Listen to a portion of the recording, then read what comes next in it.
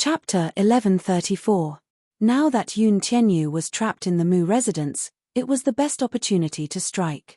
However, there was not much time left. After tonight, he had to take Yun Tianyu away early the next morning. When he arrived at the room, he saw Xiao Chen standing in front of the window with his hands in his pockets. He was sizing up the armed forces outside the Mu residence with a gloomy face. Yun Tianyu, on the other hand, was lying on his side on the bed. Mu Chen warily turned around when he heard the commotion. When he saw that it was his grandfather, a sweet smile bloomed on his face. Great-grandpa. The old man smiled and nodded. He then looked at Yun Tianyu, who was lying on the bed, only to see his drooping eyelids and unconcealable fatigue. Is he asleep? Mu Chen smiled. Little brother seems to be tired, so he's asleep. The old man pondered for a moment before asking, "How is it?" Mu Chen walked to the bedside and slowly sat on his side. He gently placed his hand on the back of Yo-Yo's hand and frowned helplessly. Little brother is a little cold to me. He seems to be a little afraid of strangers. Still, he's just returned home, so everything is unfamiliar to him. We won't be so distant after we get to know each other for a while. The old man was stunned. For some reason, Mu Chen gave him a very unfamiliar aura. Although the person standing in front of him was indeed Mu Chen, the aura he exuded was inexplicably mature and steady. He was not as naive as he used to be. Instead, he was calm and wise. He originally thought that Yun Tianyu's arrival would cause Mu Chen to be disgusted and ostracized. Unexpectedly, as an elder brother, Mu Chen was tolerant of his little brother's arrival. This was beyond his expectations. He could not help asking, "Chen, what do you think of this little brother of yours?" "I like him very much." Mu Chen raised a brow, his eyes shining. "Great-grandpa, I'm very happy to have such an adorable little brother. From now on, I'll be an elder brother. I'll take responsibility as an elder brother and take good care of him." "Oh, Chen is such a good boy." Mu Sheng hugged his shoulders. However, from an angle that he couldn't see, Mu Chen's eyes flashed with indifference and disgust. Raising his head, he said, "Great-grandpa, I'll go back to my room to rest. I still have to go to the kindergarten tomorrow." "Yes.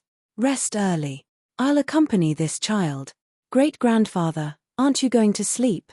Mu Chen tilted his head, looking very innocent. The concern in her words greatly pleased the old man. "I want to spend more time with him." "Chen, be good. Go back to your room and sleep." "Yes." Mu Chen left the room. The moment he closed the door, his eyes turned cold. He slowly picked up his pockets, but suddenly realized that he didn't seem to know where Mu Chen's room was. Looking around, Mu Chen slowly narrowed his eyes. That's right. Right now, Xiao Chen was lying on the bed in Yo-Yo's clothes and had fallen asleep. At this moment, Mu Chen, who had left the room, was Yo-Yo, who had changed into Xiao Chen's clothes. He looked at the long corridor outside the door. The Mu residence was ridiculously huge. He suddenly walked to the staircase and ordered the servant downstairs, "My room is in a mess. Help me tidy it up." "Yes, young master." With that, the servant went up to the second floor. Yo-Yo followed him into Mu Chen's room, only to hear the servant's strange voice. "Young master, your room is not in a mess." Chapter 1135. There was a light fragrance in Mu Chen's room. Yo-Yo surveyed his surroundings and slowly walked to the window. He carefully pulled open the curtains and peered outside. He could still vaguely see the patrolling soldiers stationed at the entrance. This old Master Mu had really made use of his speed to the extreme. She did not know when he had deployed another wave of troops to surround the huge Mu residence so tightly that it was airtight. He was not planning to let even a fly in. He closed the curtains tightly, walked to the bathroom, locked the door, took out his phone, and dialed Li Hanlin's number. As he did not have his phone with him, he could only use Mu Chen's phone. The call was quickly connected. On the other end, Li Hanlin was especially alert. The moment he picked up the call, he asked tentatively, "Is this Director Yun?" "It's me." Yo-Yo's voice was gloomy. "Director Yun, what exactly happened?" Li Hanlin's tone was urgent and nervous. Clearly, he did not know what had happened. The mercenaries sent to guard the villa had suffered heavy casualties. It was said that they had been encircled by the armed forces on a large scale. Of the dozen or so mercenaries, only 2 survived, and they were seriously injured. What did it mean to be on a large scale? A whole company of armed forces. What exactly happened that required the deployment of such a large number of armed forces? Li Hanlin was very anxious when he could not get through to Yun Tianyu's phone. Yun Tianyu patiently recounted what had happened and informed him of his current state of being imprisoned by the Mu family. The Mu residence is currently surrounded by armed forces. According to my estimation, there are 300 to 400 people. 300 to 400 people? Li Hanlin cursed inwardly. So many people. What exactly was Mu Sheng planning to do? They're probably afraid that I'll be taken away. Things aren't that simple, though. It's dangerous for me to stay here any longer, Li Hanlin immediately said. Then, we'll bring the troops over tomorrow. Hurricane's mercenary team should arrive in the capital tomorrow. Once they were in place, he would immediately rush to the Mu residence. Yun Tianyu, however, said in a low voice, "There's no need to mobilize so many people. Wait for me at the entrance of Alan Bell's kindergarten at 8:30 a.m. tomorrow." He then roughly explained his plan to Li Hanlin. The boy's plan was simple. With the stealing the sky and swapping the sun, he pretended to be Mu Chen and switched identities. The next morning, Mu Chen would be sent to kindergarten by the Mu family's driver. He arranged for Li Hanlin to meet him at the school gate at 8:30. Li Hanlin was stunned. He could not help but marvel at Yo-Yo's quick-wittedness. To be able to think of this so calmly at such a critical juncture was truly not simple. "Agent Li, bring your men and arrive on time tomorrow. Don't make too much noise to avoid arousing suspicion. But we have to match everyone with weapons." "Yes. I'll send you my GPS location. If anything happens, I'll send a signal in time." "All right, I understand. Listen to my arrangements for the rest." Yun Tianyu hung up the call and raised his wrist to activate the GPS function of his smartwatch. He then sent a satellite location to Li Hanlin's phone. After securing it, he walked to the desk and opened the drawer. There was a notebook inside. Chapter 1136. He keyed in a series of commands, but the system displayed the location of Shangti Walk. Yun Tianyu furrowed his brows. According to Mu Sheng, he had placed his mommy under house arrest. Where exactly was she being held now? Previously, he had installed a GPS system in his mommy's phone and implanted a GPS chip in her watch. However, through the GPS system, one showed that she was at Shangti Walk, while the other showed that she was at 28, Yushu Street, Fuyang Road. Yun Tianyu's heart skipped a beat as anxiety and panic appeared on his usually calm face. He bit his lower lip hard as his eyes flickered. Soon, he closed his eyes and took a deep breath to force himself to calm down. It was at this point that he needed to remain calm. Otherwise, he would only be flustered. Yo-Yo's gaze fell on the screen again. He opened the system interface and hacked into the surveillance network of Shangti Walk. The surveillance network of Shangti Walk had extensive coverage. In the first image, a soldier carried an unconscious woman into a car. Yo-Yo recognized the unconscious woman as Yun Shusha through her clothes. He paused the image and locked onto the car plate number. He hacked into the traffic network surveillance system and keyed in the plate number. Instantly, countless moving images of vehicles popped up on the screen. He played the videos one by one. However, the surveillance footage showed the vehicle driving north along Fuyang Road, crossing the 321 a national highway and the Hujiang Bridge before reaching the entrance of the Mu residence without any hindrance. When the car stopped, Yo-Yo paused the video, but he did not see Yun Shusha. Strange. He clearly saw his mommy get into this car. Why was she missing? Did she vanish into thin air? Impossible. He replayed the video again and carefully studied every detail in the surveillance footage. When he saw the military vehicle stop at Fuyang Road, it suddenly stopped at the corner of the street and stopped moving. He could only see a corner of the car's front when it stopped. Coincidentally, the car stopped at the blind spot of the surveillance camera, so he could not see what happened when the car stopped. The car stopped for about 5 minutes before continuing on its way to the Mu residence. Yo-Yo narrowed his eyes slightly. The car stopped at Fuyang Road for 5 minutes. The last location on his mommy's watch also showed that she was at Fuyang Road and Yushu Street. Linking these two pieces of suspicious information together, Yu quickly caught a hint of what was going on. They had been secretly transferred away. He continued to zoom in on the video, and through the surveillance footage from other locations, he quickly locked onto a Mercedes-Benz sedan. After obtaining the car's license plate number, he keyed in the license plate number. However, the information that popped up was a blank. Yoon Tianyo's expression changed, but his heart turned cold at once. It seemed that this car had a fake license plate and the license plate was invalid. The city's transportation network system required real and valid license plate numbers to obtain information about the vehicle's movement. Without a valid license plate number, trying to lock onto the car's every direction in the huge traffic system of Beijing was undoubtedly like looking for a needle in a haystack. There was simply no possibility of accurately locating the car. Chapter 1137. However, as it was at night, the clarity of the surveillance footage was limited. Moreover, the traffic was like water. At night, the cars moved at high speed, and this Mercedes-Benz was a more common brand, so it was easy to blur the target. The only clue he had was like a stone sinking into the sea. A wave of despair washed over him. Yoon Tianyu clenched his fists tightly as his face turned ghastly pale. Once again, he resented himself for not taking action in time and giving the enemy an opportunity. He stood up abruptly and walked to the window. His fierce gaze swept across the soldiers surrounding the entrance. He swore that if anything happened to his mother, he would do everything in his power to raze the entire Mu group to the ground overnight. Just as he was at his wit's end, he suddenly thought of something. A white light flashed across his mind. He suddenly recalled something. He returned to the computer and entered a series of commands. Through the GPS, he located Mu Wonru's car. It was a military A9918X Audi.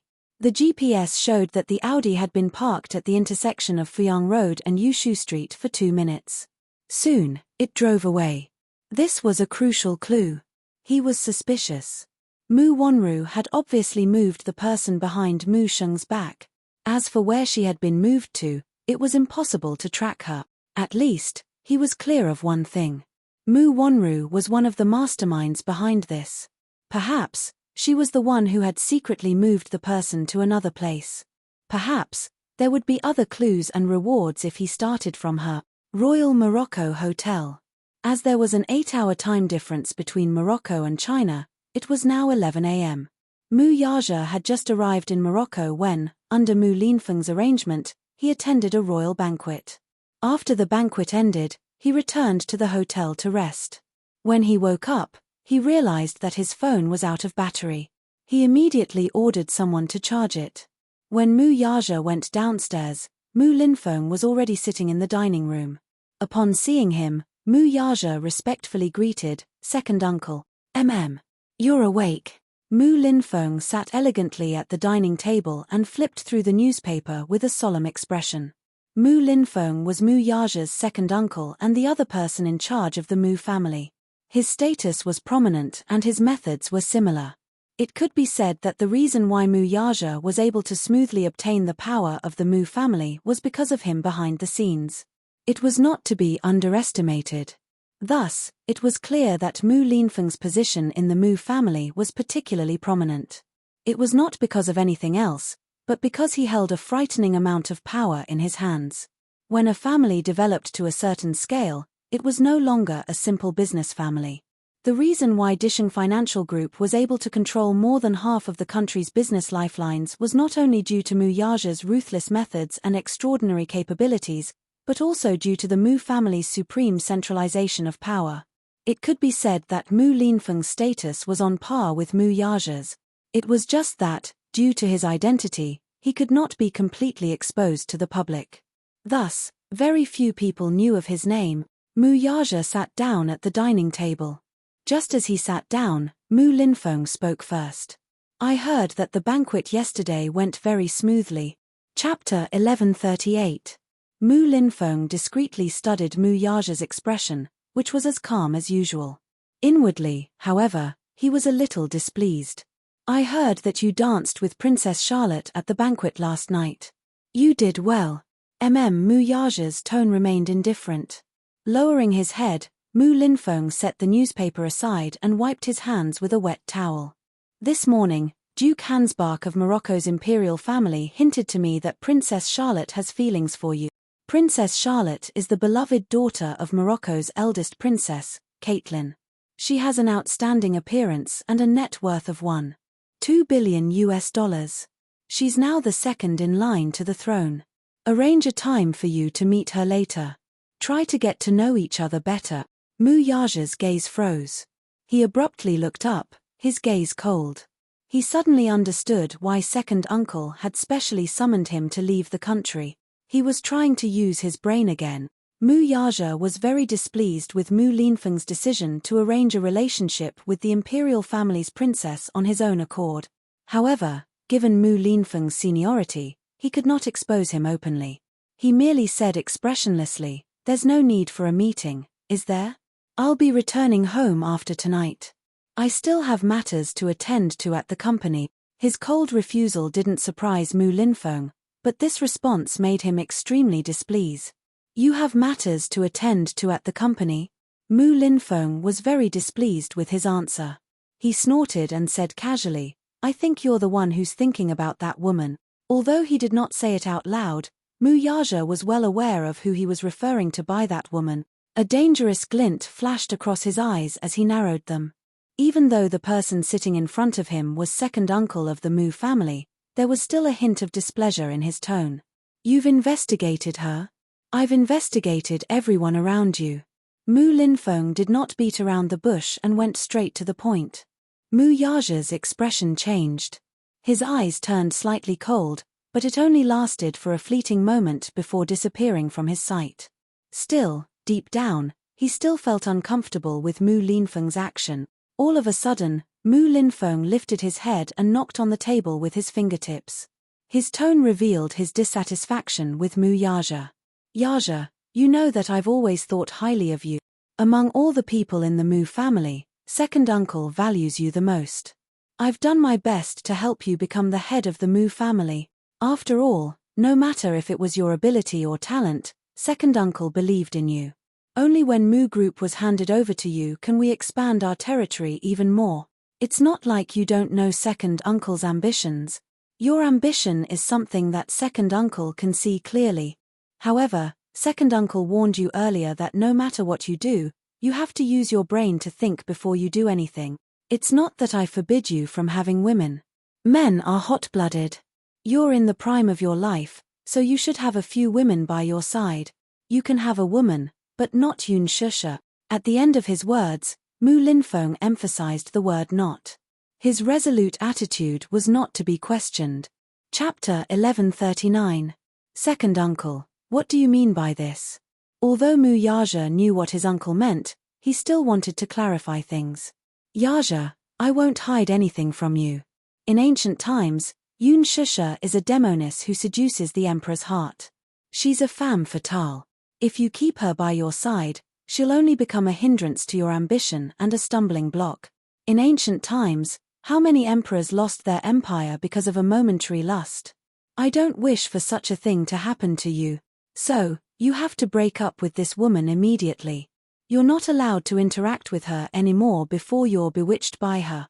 No. Mu Yaja vetoed without hesitation. In his eyes, he had always been very clear about his woman and his career. He would not allow anyone to give him a hint. Even if this person was his second uncle, whom he respected the most, he would not allow it. Because he was very clear about this, he did not wish for anyone to interfere in this matter. Mu Linfeng's eyes flashed with shock and anger. Ha ha. Yaja, this is the first time you've defied my authority, and it's actually because of a woman? I'm a little disappointed. Mu Yaja's lips curled into a cold smirk. He had no intention of giving Mu Linfeng face. Although his tone was still respectful, the determination in his words could not be ignored. Second uncle, I've always treated your orders like an imperial edict. It's just that there's no room for negotiation in this matter. As for my woman, it's my private matter. I hope you won't interfere in this matter. Mu Linfeng's face turned cold in an instant. Mu Yaja did not seem to be afraid of his cold, knife-like glare. He raised his eyes and met his gaze. His eyes were as calm as still water. After a silent confrontation, Mu Linfeng snorted. Mu Linfeng snorted coldly, his tone revealing a hint of danger. Why don't you take a good look at your current status? You're not young anymore, and you've already come this far. I won't let you mess around no matter what. After a pause, he continued. Actually, if it were in the past, I wouldn't have objected to you finding a woman. Furthermore, I know your character very well. You would never break the rules because of a woman. However, the things you've done during this period of time are indeed a bit too much. It's not that second uncle wants to criticize you, but what you've done has truly disappointed second uncle. He was referring to the fact that some time ago, because of Yun Shusha, he had even exchanged fire with the Song family. Jiang Chimeng was especially dissatisfied with this. Even though Song Zhenghua didn't say it out loud, he put it into action. As for the development of several plots of land, they had not given their approval for a long time. This caused Di Sheng to suffer a great loss. Of course, Mu Linfeng didn't care about such a small loss. However, in his eyes, Mu Yaja's actions were already out of line. For a long time, the Mu family's territory had been greatly expanded due to the support of various parties. Because of such a trivial matter, Mu Yaja did not hesitate to offend the Mu Jia. Mu Linfeng was naturally displeased. It was not that he had not warned Mu Yaja, but Mu Yaja did not seem to take it to heart at all. This time, he had summoned him to Morocco in hopes that he could cultivate a relationship with Princess Charlotte. Chapter 1140. If the Mu family could form a marriage alliance with the Morocco royal family, the benefits it would bring to the Mu family would be unprecedented. However, this fellow did not seem to care about this matter at all. Mu Linfeng's dissatisfaction with him had reached its limit. This woman is very dangerous. She has no background and no power. She'll only be a burden and a stumbling block if she stays by your side. She won't benefit you at all. Mu Linfeng's words were not without reason. He was worried that if his nephew cared too much about this woman, she would definitely become his Achilles heel. Once a person had her Achilles heel, things would be different. In the past, Mu Yaja was swift and decisive in his actions. His methods were hard and ruthless, and he only cared about benefits and not feelings. This was also why he could become a strong candidate for the position of the Mu family's head. If he had another Achilles heel, it would undoubtedly be fatal. Mu Yaja remained silent and did not say a word. Mu Linfeng spoke again, guiding him patiently. I have to give you a piece of advice. As the saying goes, it's lonely at the top. Many people are coveting your position now. If you make one wrong move, you might lose everything. Since this woman's existence will endanger you, I can't let this matter rest. I can't ignore it. Don't be foolish because you're obsessed with her. If you fall from such a high place, you'll be smashed to pieces. Mu Linfeng's tone was very heavy, but each word was like a gem. In just a few words, he had brought up the severity of the matter. Mu Yaja was momentarily speechless. Mu Linfeng was speaking from the perspective of his own interests. Every word and sentence had his own considerations. After all, it was just as the saying went, it's lonely at the top. The more one stood at the top, the more one could not have any Achilles heel, lest others take advantage of them. Mu Linfeng's words were very pertinent, but Mu Yaja did not dare to agree. However, in this situation, he had to leave some face for this senior of high status. Therefore, after a while, he said in a deep voice, Second uncle, I know what I'm doing and what I'm doing. Mu Yaja's words were like a boulder that had been hanging in Mu Linfeng's heart. He laughed a few times and then said with satisfaction, Hey, if you can say that, it means that you won't disappoint second uncle. Yaja, I have high hopes for you. Don't let second uncle down. Mu Yaja had just put down the newspaper when the servant rushed downstairs with his phone. Chairman Mu, you have a missed call. The servant respectfully handed the phone to him. Mu Yaja unlocked the screen and saw that there were more than 10 missed calls. 3 of them were from Xiao Ichen. His expression couldn't help but become alert. It was not because of anything else but the fact that little Chen rarely called her unless it was something important. Just as he was about to call back, he suddenly remembered the time difference in the country. It was still the middle of the night.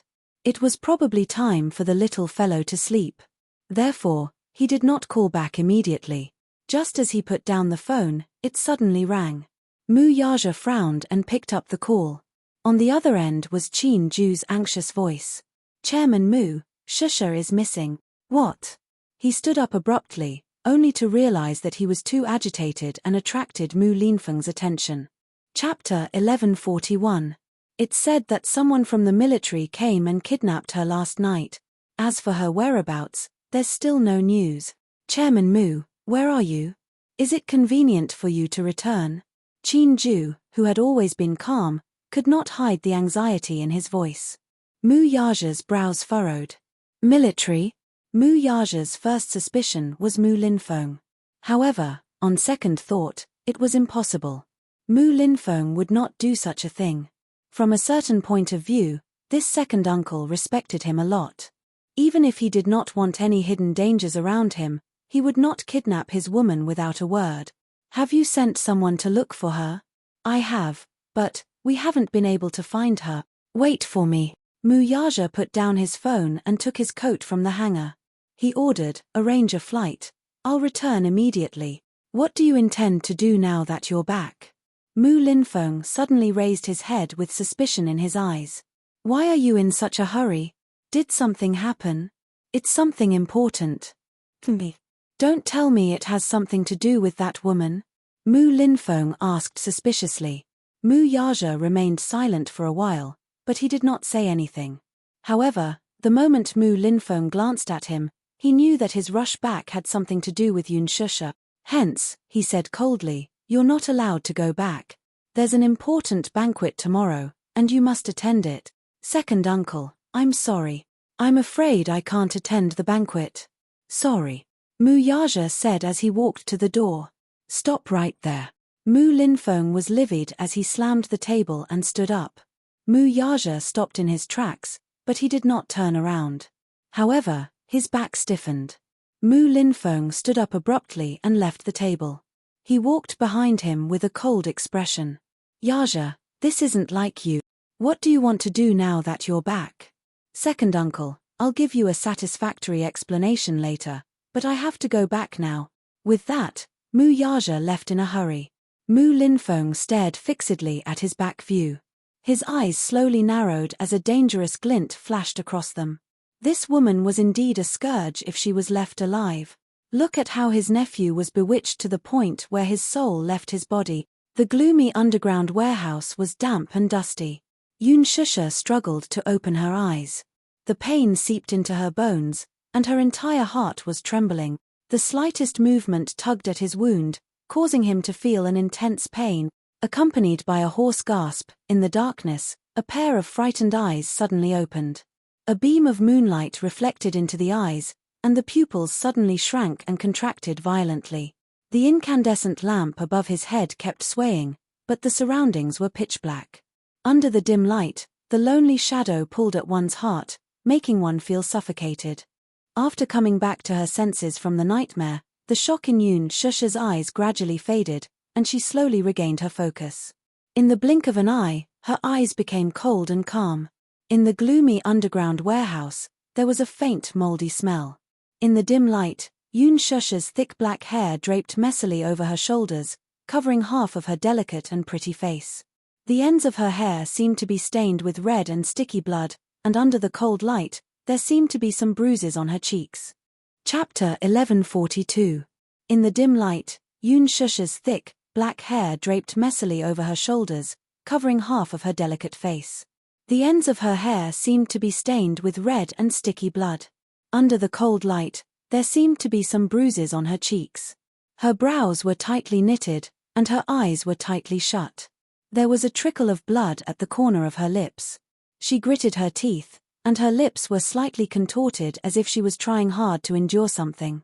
Yun Shusha carefully moved her limbs, but she could not move at all since she was tied up. She did not know if it was because she had been tied up for too long, but her entire body was in excruciating pain. Her whole body was so numb that she had lost all feeling. She tried to move her fingers, and a piercing pain made her suck in a breath of cold air. In her nervousness, she looked around with lingering fear, but when she saw the pool of dried blood at her feet, she felt a stab in her heart. Only then did she remember that what happened just now was not a nightmare at all, but that she was still in this terrifying purgatory with nowhere to run. "You're awake." In the darkness, a deep and weathered voice suddenly sounded. Yoon Shusha opened her eyes and shifted her gaze. In the dim light, she saw a man. It was a middle-aged man. The middle-aged man was wearing a traditional Chinese suit. Sitting on a chair, he appeared to be in high spirits. However, perhaps due to his old age, his hair had already turned white. His slightly weathered face could be vaguely distinguished from his handsome brows. When he was young, he was probably a distinguished and talented man. His eyes, however, were especially sharp like an eagle's. They were as sharp as an awl and had an extremely frightening gaze. His facial features were somewhat similar to Mu Yaja's. Could he be from the Mu family? This suspicion arose in her mind at first, but as she sized him up more closely, her suspicions were confirmed. The middle-aged man in front of her bore some resemblance to Mu Sheng's. Yoon Shusha was startled, but she quickly calmed down. "Who are you?" He. "You don't need to know who I am." The middle-aged man gave her a sinister smile as he sized her up. Inwardly, he was a little surprised. This girl seemed to have quite the guts. If it were any other girl, they would have been scared out of their wits and tears would have flowed down their cheeks. However, at this moment, other than calmness and vigilance, there was not the slightest bit of fear on her face. It had to be said that this was an unusual woman. "You're not afraid of me?" Mu Lianjue could not help but ask, feeling that his authority was greatly reduced in front of her. "Haha. You're not a ghost, what's there to be afraid of?" "Even if it's a ghost, I'm not afraid." Yoon Shusha was stubborn in her bones. How could she allow herself to show a trace of weakness in front of him? "Little girl, you're really extraordinary." "Haha." Mu Lianjue chuckled again. Yoon Shusha curled her lips coldly. "Mister, you seem to be a big shot. Let me ask you, did you kidnap me and bring me here? What is your purpose? I admit that I'm just a nobody, and I don't remember offending you at all, right? You didn't offend me at all. It's just that you have some value to me." Mu Lianjue raised a brow as he tapped the cane in his hand lightly on the ground, making a crisp sound. Chapter 1143. Alarmed, Yoon Shusha asked suspiciously, "What are you trying to do?" Mu Lianjue slowly stood up and walked toward her. He held her face and sized her up for a while. Yoon Shusha's hands were tied, so she could not resist at all. She could only glare at him fiercely with her cold eyes to express her repulsion. He caught sight of her stubborn and unyielding gaze and smiled. "Young woman, you're really stubborn. You're from the Mu family, aren't you?" Yoon Shusha suddenly asked. Mu Lianjue's face froze and his lips stiffened before he blurted out, "Young lady, sometimes, knowing too much isn't necessarily a good thing." Yoon Shusha's face, however, turned cold. Her pair of black and bright eyes suddenly shot out a cold glint. He. "What are you saying? Now that I'm in your hands, what good can you expect from me? Sometimes, knowing when to give in is good for yourself." He. "Give in? That depends on the person. What's the point of caring about my attitude toward a wretched and vulgar person like you?" Even Mu Lianjue was taken aback by her coldness and unyielding aura. He glared at her with a livid face. If looks could kill, her face would have been pierced through by his glare. Yoon Shusha was not to be outdone, though. She spat at him. This was probably her only weapon now. She cursed under her breath. "Get lost. Get your dirty hands off me." Mu Lianjue closed his eyes, and a man beside him immediately took out a handkerchief to wipe his face. Following that, the man glared fiercely at Yoon Shusha and was about to step forward aggressively. He clearly wanted to teach this arrogant woman a lesson. Mu Lianjue stopped him, though. "Wait." The man was stunned for a moment before saying indignantly, "Fourth master. This woman spoke rudely to you. I'll teach her a lesson. Don't torture her. Just because she's tough doesn't mean that she's tough. Keep her alive. I still have use for her." With that, he turned around and ordered expressionlessly, Send the photos to Disheng Financial Group. Remember, do it cleanly. Yes. Mu Lianjue was about to leave. Yun Shusha called out to him from behind. Hey. He paused in his steps and turned around. She narrowed her eyes. Don't tell me that you're trying to make use of me to usurp power. Oh. I didn't expect a young lady like you to be so smart. Mu Lianjue's lips curled into a sinister and bloodthirsty smile. Forgive me for being blunt. Yun Shusha cocked a brow and sneered. It's nighttime now. Don't daydream. Hee hee. Mu Lianjue chuckled, but there was anger in his eyes. Let's not talk about whether Mu Yaja will give up his right to inherit the Mu group for me. In my opinion, even if the Mu group is in the hands of an old man like you, without Mu Yaja, it's nothing but a wasteland. Mu Lianjue frowned. There was no need to hide the murderous look in his eyes. Soon, however, he regained his composure. As if he had heard a funny joke, he sneered. Whether the Mu group will be a wasteland in my hands or not, we'll talk about it when you're alive to see it. Chapter 1144. In other words, he intended to kill her.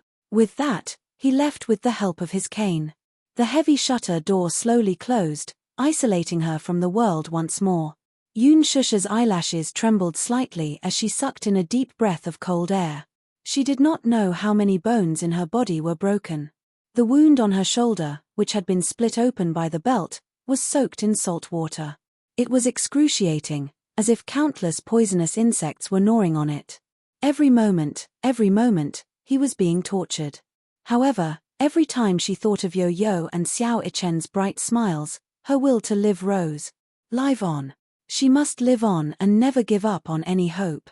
She clenched her teeth and slowly closed her eyes. Early morning. A servant knocked on the door. Young master, it's time to get up. Yo-Yo sat on the bed and got up abruptly. He did not sleep for the entire night. His physical fatigue could not overcome his nervous state of mind. He tossed and turned in bed and kept his eyes open until dawn. Finally, it was 7:15. He changed into his school uniform, packed his bag, and walked out of his room. After pondering for a moment, he walked to Mu Ichen's room. He pushed the door, only to find it locked from the inside. It seemed that Mu Sheng had already returned to his room to rest. He looked around until he was sure that no one was around before he gently knocked on the door. Soon, light footsteps were heard from the other side of the door. Mu Ichen knocked on the door 3 times in response. It was a tacit signal between the two children. Mu Ichen, too, could not sleep peacefully the entire night. Even when dawn broke, he was still in a state of panic. Is that you? Xiao Ichen's uneasy voice sounded from the other side of the door. Yes. It's me. The door seems to be locked from the inside. Yo-Yo tried again. Sure enough, the door was locked from the inside. I know. Mu Ichen said gloomily, you should be going to school soon. Be careful. Yes. You, too. Yo-Yo paused and asked worriedly, are you okay? I'm worried about you. Inside the room, Mu Ichen leaned against the door as his lips curled into a gentle smile. His heart was filled with joy. Don't worry, I'm your brother. It's my responsibility to protect you and Mommy. Yo-Yo's lips curved into a faint smile. Don't worry, I will definitely find Mommy. Before that, you have to protect yourself and be vigilant. I'm worried that if you impersonate me, something bad will happen to you. Don't worry about me, you have to be careful too. Yo-Yo suddenly heard footsteps coming from the corridor. She immediately said in a low voice, someone's coming. I'll leave first. Yes. Yo-Yo hurried to the staircase, but she bumped into Mu Wanru, who happened to be coming upstairs. When Mu Wanru saw him, she couldn't help but smile. She greeted him naturally as usual. Xiao Ichen, you're awake? Yes. I'm awake. Yo-Yo rubbed her eyes. She opened her eyes and called out, Mommy. She was extremely reluctant to call out to Mommy. Mu Wanru, however, was stunned. It wasn't because of anything else. It was because Mu Ichen was usually exceptionally cold when he saw her. If she didn't ask him to, he rarely called her Mommy of his own accord. But now, Yo-Yo noticed that her expression was a little strange. She was worried that if she said too much, she would give herself away. Hence, she said, I'll go downstairs first. Then, she carried her bag and skipped downstairs. Chapter 11:45. Mu Wonru furrowed her brows but did not think much of it. Instead, she walked to Mu Ichen's room and turned the doorknob. The door was locked from the outside, so she needed a key. Only then did she feel more at ease. After breakfast, the chauffeur sent Yun Tianyu to school. It was a smooth journey. Yo-Yo tried his best to maintain a calm state of mind, so he did not arouse too much suspicion. At the school gate, he confirmed with his peripheral vision that the car had left before he took out his phone and dialed Li Hanlin's number. Agent Li, where are you? I'm at the stationery store's entrance. There's a black phaeton there. Yun Tianyu shifted his gaze and quickly spotted the phaeton parked at the stationery store's entrance. He immediately said, drive the car over. Okay. Li Hanlin answered. The phaeton made a U-turn and steadily stopped beside him. Yo-Yo opened the door and got in. Li Hanlin sat in the front passenger seat and looked at him. Only when he saw that he was safe and sound did he slightly relax. Director Yun, I didn't sleep well last night. I was so worried. Yun Tianyu's face only showed a hint of pain when he was in the car. He raised his hand and slowly placed it on his shoulder. The injury, there was still a dull pain.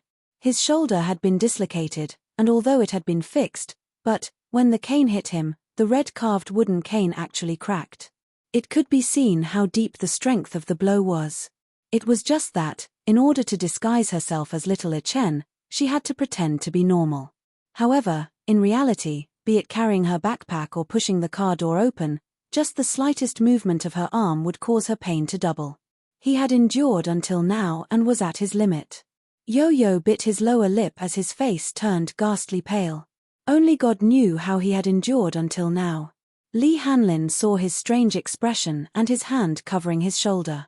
He could not help feeling anxious. What's wrong? Are you hurt? Yes. I'm injured. He raised his eyes and ordered, let's go back first. Okay. Li Hanlin immediately ordered the chauffeur to drive off. At the same time, he made a call to the private doctor to rush to the villa. The car sped along. Back at Xiangti Walk, Yo-Yo pushed open the door and walked into the living room. The living room was still in the same messy state as last night. Li Hanlin immediately ordered people to clean up. The red carved wooden cane was still on the ground. He picked it up and looked at it. He saw that there were a few cracks in the middle of the cane. He couldn't help but be startled. The doctor soon arrived. Yun Tianyu, who was sitting on the sofa, could no longer lift his shoulder. The doctor tore a hole in his shirt, revealing his shoulder, which was red and swollen. Heavens! Li Hanlin stood at the side and was stunned by the sight. Originally, the wound had been treated with medicine. However, Yo-Yo had stopped applying medicine to her wound since last night because she had changed her clothes. Of course, the consequences of stopping the medicine were quite direct and tragic. Initially, the wound was red and swollen with blood clots. The area where she was hit was swollen with numerous blood spots. It was very frightening. After a night without medicine, the area around the wound was bruised, swollen, and painful. Li Hanlin's eyes were filled with pain when he saw this tragic scene. He could not imagine that Yo-Yo had endured such an injury for an entire night. Chapter 11:46. Yo-Yo did not reply. This was the first time he had seen his wound, too. The situation was critical at that time. When Yo-Yo saw Mu Sheng raise the cane in Yun Shusha's hand, he instinctively rushed forward to protect his mommy. It was really an instinctive reaction. He did not have much time to think. Before his brain could react, his body had already rushed forward like an arrow released from a bow. At that time, Yo-Yo only felt a pain in his shoulder. When the cane hit him, he was in so much pain that his vision turned black and he fainted from the pain. A child's physique was not like that of an adult's. His body was not fully developed and could be said to be very fragile. If it were Mu Yaja's physique, this fight might not be a big deal, but for the slender and weak Yo-Yo, this cane dislocated his shoulder. However, he was glad that his reaction was fast enough to rush forward. He did not dare to imagine the consequences of Mu Sheng's cane hitting his mommy's head if he had reacted a little slower. At the thought of this, a bone-deep hatred surfaced in Yo-Yo's eyes, and his gaze became piercingly cold. The doctor first promoted blood circulation and removed blood stasis before applying a hot compress. The pain during this process was indescribable, but Yo-Yo endured it. It was extremely painful. He took a few deep breaths and let out a muffled groan, but he still endured it. In the meantime, he took out a USB flash drive containing the data and documents he had copied. He handed it to Lee Hanlin and ordered him to track down the license plate number. Even if the hope was slim, he would not give up on any chance. Yo-Yo was worried that Mu Wonru had an ulterior motive for kidnapping his mommy. As for what her motive was, he still had not figured it out. However, her next move should be something else. Yo-Yo suddenly pondered for a moment. His eyes flashed as if he had thought of something, and he suddenly stood up. His movement was so violent that it affected his muscles and bones. He frowned in pain. Yu hugged his shoulders and sucked in a breath of cold air. Lee Hanlin saw his nervous expression and asked tentatively, "President Yoon, what's wrong?" "I'm worried." Yo-Yo suddenly turned around and glared at Lee Hanlin. "I'm worried that Mu Wonru's next target will be me." Lee Hanlin was stunned for a moment, then smiled and said, "But, CEO Yoon, you're safe now. We will protect you, don't worry." Yo-Yo frowned. "I'm not worried about me." It was Mu residence. Mu slowly walked to the window and opened the curtains slightly. He looked out and saw that the armed forces guarding the door had changed, but they were still very strict. A black MPV slowly drove into the Mu residence. He recognized it immediately. It was the car that sent him to school. Mu narrowed his eyes. There was no one in the back seat. It seemed that Yo-Yo had successfully escaped. He frowned slightly, but his heart calmed down a little. He returned to the bed and lay down gently. Just as he lay down on the bed, he suddenly heard light footsteps from the corridor. Mu was startled and opened his eyes immediately. His senses were quite sharp. Therefore, even the slightest movement could be caught by him. Chapter 1147. The door was suddenly opened by a servant, and Mu Wonru followed closely behind. She was dressed in a suit with a coat draped over her shoulders. She looked elegant and poised. She glanced at him from the corner of her eyes and casually ordered, "Everyone, leave. Let me talk to this child alone." "Yes, young madam." The servant lowered her head and respectfully retreated from the room. Following the sound of the door closing, only the two of them were left in the room. Mu looked at her warily and involuntarily retreated slightly. It was not until his back was against the back of the bed that he raised his head to meet her eyes. Mu Wonru lowered her head to look at him as well. Of course, she did not know that the two little guys had unknowingly swapped identities and that the one sitting in front of her was Yoon Tianyu. Thus, she walked to the bedside and sat down sideways. Her eyes slowly focused on him. Mu was not afraid of her scrutiny. Instead, he raised his head and met her gaze expressionlessly. Mu Wonru could not help feeling surprised. This little fellow was a little different from yesterday. Last night, when he looked at her, his eyes were filled with hatred and coldness as he avoided her gaze. Today, however, he did not avoid her gaze. Not only did he not avoid it, but he also met her gaze head-on. His eyes were like cold stars, and his gaze was like a torch. She inched closer to observe him from a close distance. She could not help marveling inwardly. These two little guys really looked alike. It was as if they were carved from the same mold. Even if she tried to discern them carefully, she could not tell who was who. They really looked alike.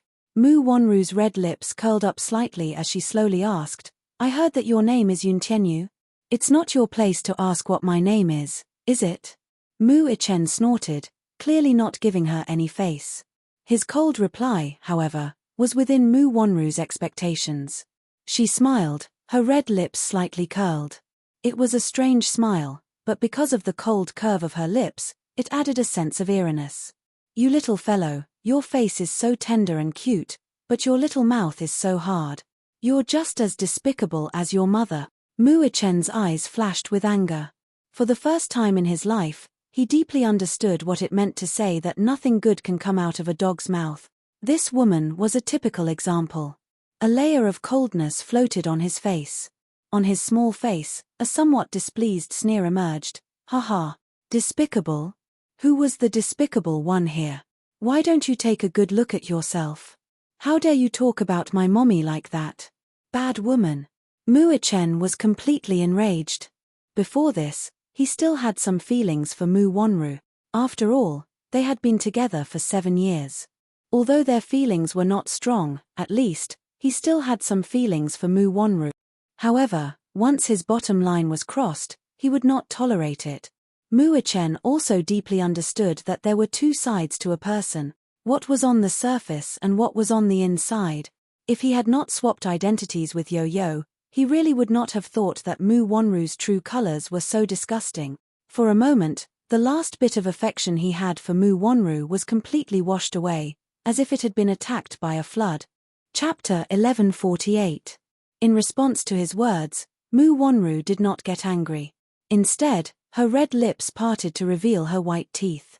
Mu-chen saw this smile and found it extremely eerie. This involuntarily reminded him of a certain Disney animation where the supervillain had a vicious stepmother. When she smiled, it was also disgusting. What a hateful face. Mu-chen sighed inwardly. While he was silently criticizing her, Mu Wonru spoke again. I didn't expect you to be so protective of your mommy at such a young age. Hee hee. You're a filial child. Mu-chen raised a brow. Her words were like looking at flowers in a fog. For a moment, he did not know what she was trying to say. However, she suddenly asked, Do you want to see your mommy? Hearing this, Mu-chen's eyes narrowed and his voice deepened. Where is she? Mu Wonru smiled coldly with a smug and arrogant expression on her face. You don't need to know where she is. If you want to meet her, I'll bring you there. Mu-chen opened his mouth to speak but hesitated. His eyes slowly narrowed, and he could not help taking a few more glances at her. Of course, he wanted to go. Because he was worried about his mommy, he could not sleep the whole night. He tossed and turned in bed, not knowing her whereabout. She said that she could bring him to meet her. Mu-chen really wanted to go, even though he knew that Mu Wonru might have ulterior motive. After all, after seeing through Mu Wonru's true colors, he was keenly aware that her motive was not pure. Yo-Yo had previously warned him. When the car that sent him to school returned and he was not in it, it meant that he had safely escaped. Since he had escaped safely, there was no need for him to disguise himself as him. After all, in the current situation, restoring his identity was the safest option. Although the Mu residence was heavily guarded by the armed forces, their target was Yun Tianyu and not him. He was safe. However, Mu Wonru told him that she could take him to see mommy. Mu-chen's heart stirred. He was somewhat shaken. He knew that his concern would cause him to panic, but his heart would not be at ease if he did not receive any news from his mommy. Mu-chen pondered for a moment and suddenly looked at her suspiciously. His eyes were probing. Don't tell me you have some ulterior motive. What motive do you think I have for you? Mu Wonru smiled contemptuously. Don't worry, I'm just taking pity on you for protecting your eyes, so I'm bringing you to see your mommy. It's up to you whether you want to go or not. This sentence had the intention of loosening the reins only to grasp them better. Mu-chen gritted his teeth and said without hesitation, Fine, take me there. But I'm warning you, don't play any tricks. Mu Wonru sneered. This little rascal actually sternly warned her not to play any tricks.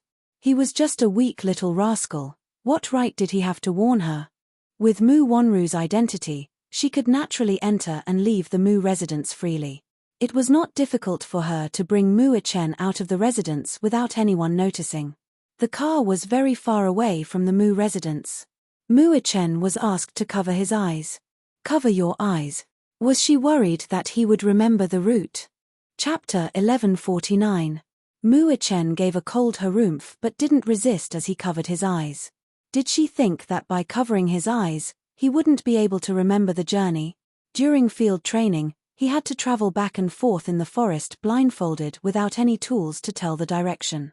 He was no stranger to this kind of training. Hence, Mu-chen cooperatively covered his eyes with the blindfold. His cooperation surprised Mu Wonru. This child was too well behaved. But a child was still a child after all. He was so gullible that he took the bait with just a few words. Mu Wonru was so pleased with herself as she lowered her head to look at Muachen's fair and handsome face. Her eyes were suddenly filled with a sinister and cold luster. The moment she thought of how this child was Yun Shusha's flesh and blood, she couldn't help but want to strangle him to death. As she thought of this, her hands were already moving uncontrollably. Mu Wonru suddenly stretched out her hand and tried to strangle him by the throat. However, before her fingertips could touch his neck, Muachen suddenly turned his hand and raised his hand to hold her hand tightly. His hand was small and tender, but for some unknown reason, when he held her hand tightly, those 5 seemingly delicate fingers contained such a terrifying power. So much so that when he held her hand, he used so much strength that it was as if he wanted to break her fingers. Mu Wonru didn't expect his strength to be so terrifying. Her hand was held tightly by him and she felt a sharp pain from her 4 fingers which caused her to scream out in pain. Ah! Her scream alarmed the chauffeur and bodyguards in the front seat and they all turned their heads around. They saw that Muachen had subdued her in a few moves. With a grappling hand, he held both her hands behind her back and twisted her 10 fingers into a strange angle. The more she moved, the more pain she felt.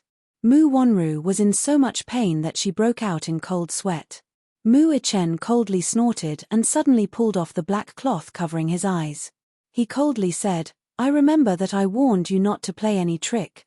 His voice was cold and deep, and his pair of beautiful black and white eyes revealed a bit of killing intent. "You, let go." Muachen sneered and twisted the black silk cloth around her hand. The way he tied her up was a standard grappling technique. The knot was not a traditional dead knot. The more she struggled, the tighter the knot was. Mu Wonru shouted coldly, "What are you waiting for? What are you waiting for?" Just as she finished speaking, Muachen was 1 step ahead of the bodyguard in the front passenger seat. The moment the bodyguard pulled out his gun, Muachen reached out and snatched the gun away in half a second. With a flip of his hand, he held the gun in a reverse grip and quickly loaded it. The gun was ready for battle. Muachen pressed the muzzle of the gun against Mu Wonru's temple. The cold and dark hole in the wall emitted a cold air. The moment the muzzle was pressed against Mu Wonru's forehead, her entire body stiffened. The bodyguard she hired was from an international security company. He was a professional with a strong physique and quick reflexes. In the blink of an eye, he actually let a child gain the upper hand. Furthermore, he was a weak 7-year-old child. Mu Wonru could not help but curse angrily, "Trash. Are you trash? You can't even deal with a 7-year-old child?" Chapter 1150. Mu Wonru ignored him and said angrily again, "What are you waiting for? Do you need me to teach you what to do?" However, the bodyguard didn't dare to make a move since the person was in Muachen's hands. He only stared at Muachen's hands, but he had some doubts in his heart. This child's hand gestures when holding a gun were so accurate. It was a little unusual. Mu Wonru saw that the bodyguard was still in a daze and couldn't help but say angrily, "What are you waiting for? Why aren't you taking the gun?" Muachen sneered and glanced at the bodyguard from the corner of his eyes. It was as if he was trying to ask with his eyes, "Do you dare to take the gun from me?" Mu Wonru glanced at Muachen from the corner of her eyes. She was certain that a 7-year-old child wouldn't dare to shoot and kill. With such a fearless thought, she urged again, "Why aren't you doing it? You're a good-for-nothing. Are you really worse than a 7-year-old child?" The bodyguard gritted his teeth and kept quiet for a while. Suddenly, he pounced on Muachen. His movements were extremely fast. In the blink of an eye, his body was about to press down on Muachen. However, Muachen's reaction was faster than his. He lifted his leg and kicked at the bodyguard's chest. Such a big man with a strong physique was kicked back to his original position. He didn't waste any more time and raised his hand. Bang! A silenced gunshot rang out in the car. A bullet was shot at close range and penetrated the man's chest. The bullet then hit the windshield of the car and exploded into pieces. As it was shot at close range, the power of the bullet was almost explosive. It blasted a bloody hole in the man's chest. A line of blood splattered out. It splattered all over Mu Wonru's face. At the same time, it also splattered all over the chauffeur. The chauffeur was petrified as if he had been struck by lightning. The car suddenly braked and stopped at the road junction. At that moment, the car had just passed through the downtown area. Because of the sudden braking, it stopped at the road junction in the suburbs. Along with the sound of engines, a passing truck whizzed past. Mu Wonru's head hit the back of the seat. After the car came to a steady stop, her body returned to its original position. Her entire face was in a state of extreme shock. His eyes bulged out of their sockets as if he couldn't believe what had just happened. This child, he actually opened fire. Moreover, he had killed a person right in front of her. The blood that splashed onto her face, still boiling hot, seemed to remind her of what had just happened. As for the person who was still alive and kicking just a moment ago, at this moment, he had already turned into a corpse that was gradually turning cold. Lying on the passenger seat, he didn't even have time to close his eyes. It was inexplicably miserable. Mu Wonru's red lips trembled as her eyes darted around frantically. Her eyelashes trembled violently. Hee. Mu Chen's cold laughter suddenly rang in her ears. "You really think that I don't dare to shoot?" Mu Chen asked coldly as he pressed the muzzle of the gun even tighter. Mu Wonru caught a glimpse of his finger on the trigger from the corner of her eye. She was so frightened that her entire body was trembling non-stop. Suddenly, she didn't dare to say a word. Mu Chen stared at her coldly, his eyes cold. "Continue driving." Mu Chen turned his head and ordered the chauffeur. Chapter 1151. He was just an ordinary chauffeur. He had never seen such a tragic scene. Beside him was a corpse. Now, he was scared out of his wits. "Drive." Mu Chen ordered again. The chauffeur asked for Mu Wonru's opinion with a trembling voice. "Why, young madam, listen to him. Drive." Mu Wonru wanted to live. Although she knew that this child would not necessarily kill her, it would be disadvantageous to her if this dragged on. The chauffeur naturally obeyed the order. He stepped on the accelerator and the car shot out like an arrow. Along the way, the car sped along, and the scenery outside the window flashed by in a flash. Mu Wonru's hands were tied and she was thrown to the side of the seat. Her whole body was curled up. Mu Chen leaned against the back of the seat and played with the gun in his hand. To him, the cold gun in his hand was not a lethal weapon but an ordinary toy. Mu Wonru thought about it and found it very strange. According to the information she had gathered, Yun Tianyu had a weak body and could not possibly be so agile. Mu Wonru sized him up from the corner of her eyes carefully. After careful comparison, the child in front of her seemed to be taller and stronger than the real Yun Tianyu she saw last night. She suddenly recalled something. The child in front of her had such sharp reflexes and such a cold gaze, but it made her think of someone. Could it be Mu Chen? She was startled and silently uttered his name. Mu Chen's eyes darted around coldly. "What's wrong?" "It's really you." Mu Wonru was so shocked that her face turned ghastly pale. She hated herself for her slow reaction and even more for her carelessness. She had known Mu Chen for 7 years, yet she had mistaken him for Yun Tianyu just because the two children had swapped clothes. Mu Wonru suddenly recalled Yun Tianyu's awkward greeting in front of her this morning. At that time, she had vaguely sensed that something was wrong, but she didn't think too much about it. It was probably because she subconsciously thought that 2 7-year-old children wouldn't be able to scheme to this extent. But now, he was deeply shocked by the quick-wittedness of the two children. How could ordinary children think of this? Mu Wonru gritted her teeth so hard that she almost crushed them. She hated herself for being careless. Mu Chen, however, thought coldly that if he had not swapped identities with Yun Tianyu, he would not be able to see this woman's true and ugly face. The car drove to Kangzhuang Bridge when the phone suddenly rang. It was from Mu Wonru's bag. Mu Chen opened her bag and took out her phone, only to see an unknown number on the screen. He frowned and cast a sidelong glance at her. "Who's calling?" Mu Wonru remained silent. Mu Chen twisted one of her fingers and broke it. The pain of the dislocated bone caused Mu Wonru to scream. The driver was startled by the sudden scream and broke out in a cold sweat. The car swerved slightly. Mu Wonru broke out in a cold sweat. It's probably fourth uncle. Answer it. Mu Chen put the phone to her ear and warned coldly, don't say anything else. Answer the call the way you should. Got it? I'll remember it. Chapter 1152. Mu Wanru bit her red lip and hurriedly nodded. Why yes. Mu Chen swiped the screen to answer the call and turned on the speakerphone. How could he give Mu Wanru a chance to play tricks? He turned on the speakerphone right away. He wanted to hear what they had to say. Fourth uncle? Mu Lianjue's voice sounded from the other end. Where's the child? He's already in the car. I'm already on my way there. Mu Wanru's voice still carried a tinge of fear. Mu Lianjue, on the other hand, was sharp and alert. What's wrong with your voice? It sounds a little weird. Mu Chen pressed the muzzle of the gun against her acupoint and squeezed it a little. Mu Wanru resisted the urge to scream. She knew very well that if she screamed, even if Mu Chen did not kill her, he would definitely break a few of her bones. Thus, she tried her best to suppress the trembling in her voice and smiled. It's nothing. I just caught a cold, so my voice is a little hoarse. Where's Mu Sheng? Has he taken his medicine? I've already given it to him. Where is he now? In the bedroom. He.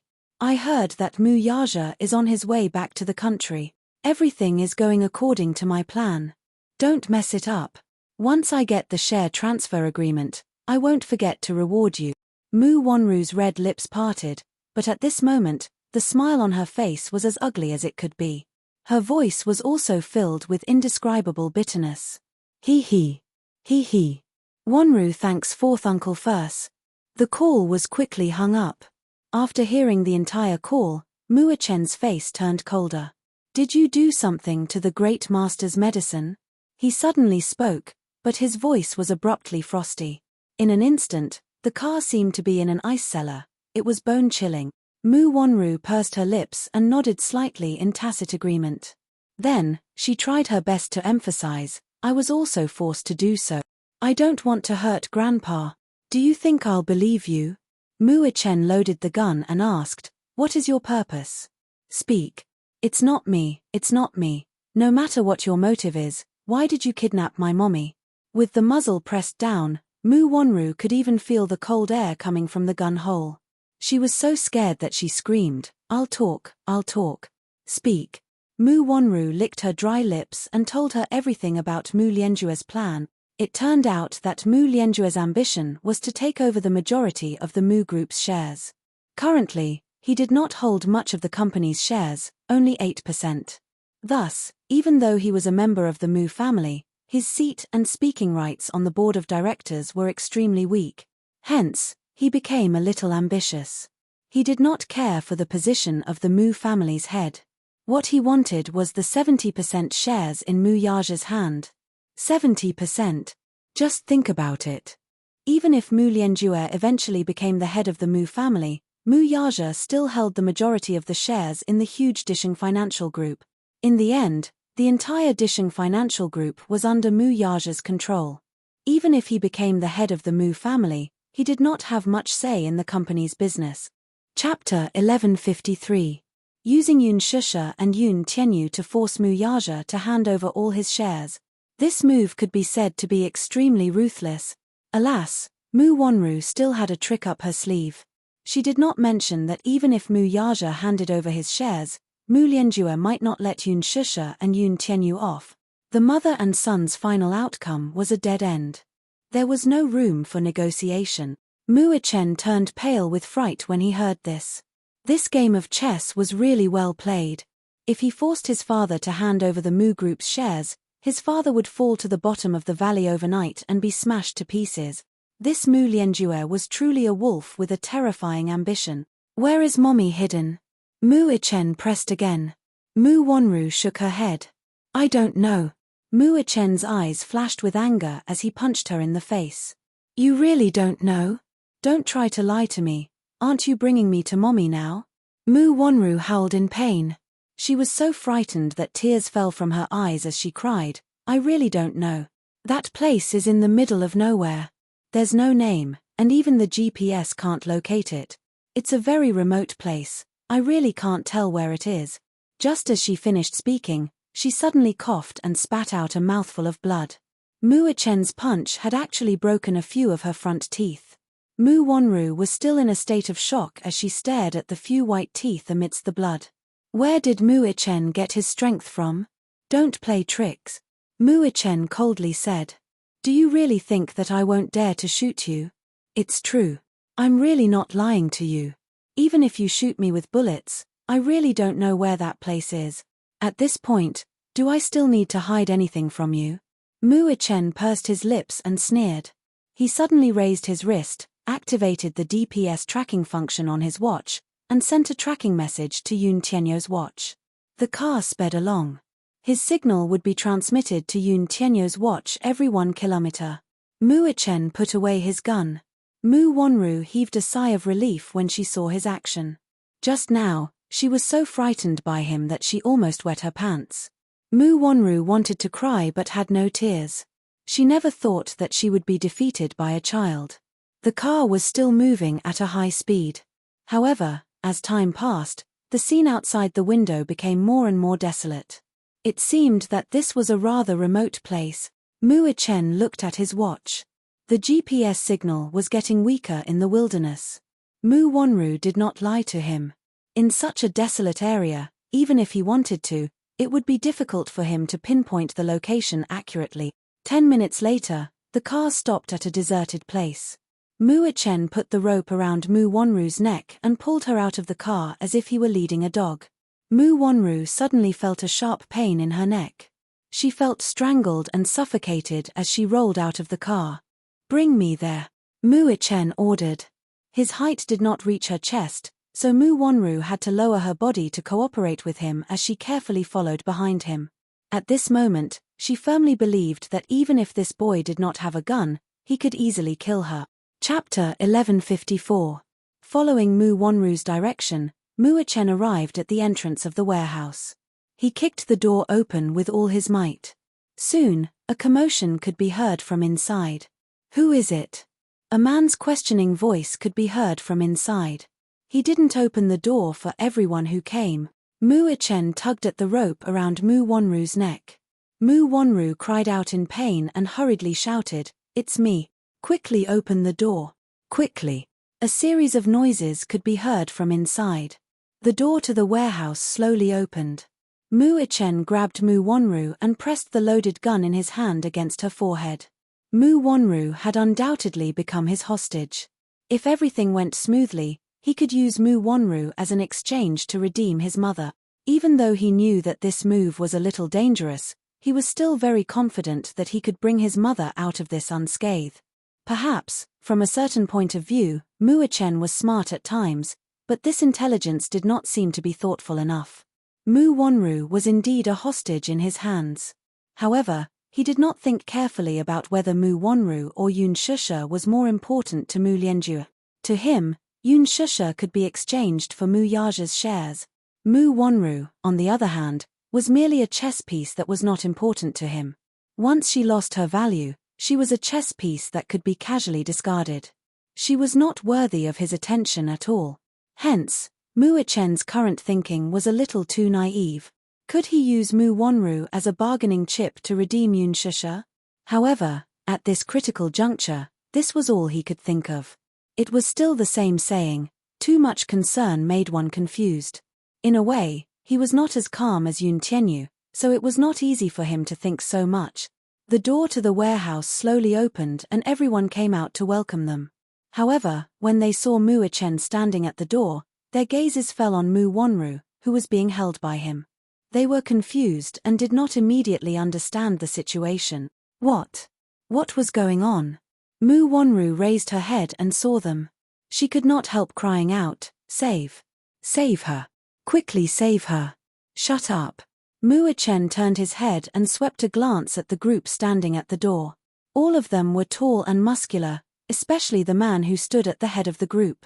He had a scar across his entire face, making him look ferocious and terrifying. He pursed his lips and asked coldly, "Where is she? Where did this little brat come from?" He's still wet behind the ears. Look at him, he hasn't weaned yet, right? What is he up to now? A man in the crowd sneered mercilessly. This person was none other than the man who had wanted to defile Yun Shusha that day. He looked at Muichen with disdain as he sneered at him. However, before he could finish his words, Muichen raised his hand and pulled the trigger. Along with the sound of a gunshot, a bullet pierced through the air, and in a split second, the bullet accurately hit his glabella. That man still had a contemptuous sneer on his face, but a bloody hole suddenly appeared between his brows. The back of his head exploded, and red and white blood splattered on the people beside him. After the bullet pierced his glabella, it hit a man behind him and penetrated his shoulder. Chapter 1155. Muichen was holding a desert eagle in his hand. It was very powerful and had a considerable lethality. The sound of a gunshot left everyone dumbfounded. The man who was shot between the eyebrows fell to the ground weakly and stopped breathing. Circles of blood rippled out, but it was real and dazzling. Everyone was inexplicably shocked. Who would have thought that a 7-year-old child could raise his hand and shoot so accurately and hit someone between the eyebrows? His shooting skills were so outstanding. Such terrifying shooting skills could only be achieved by adults who had received professional training. How did this child do it?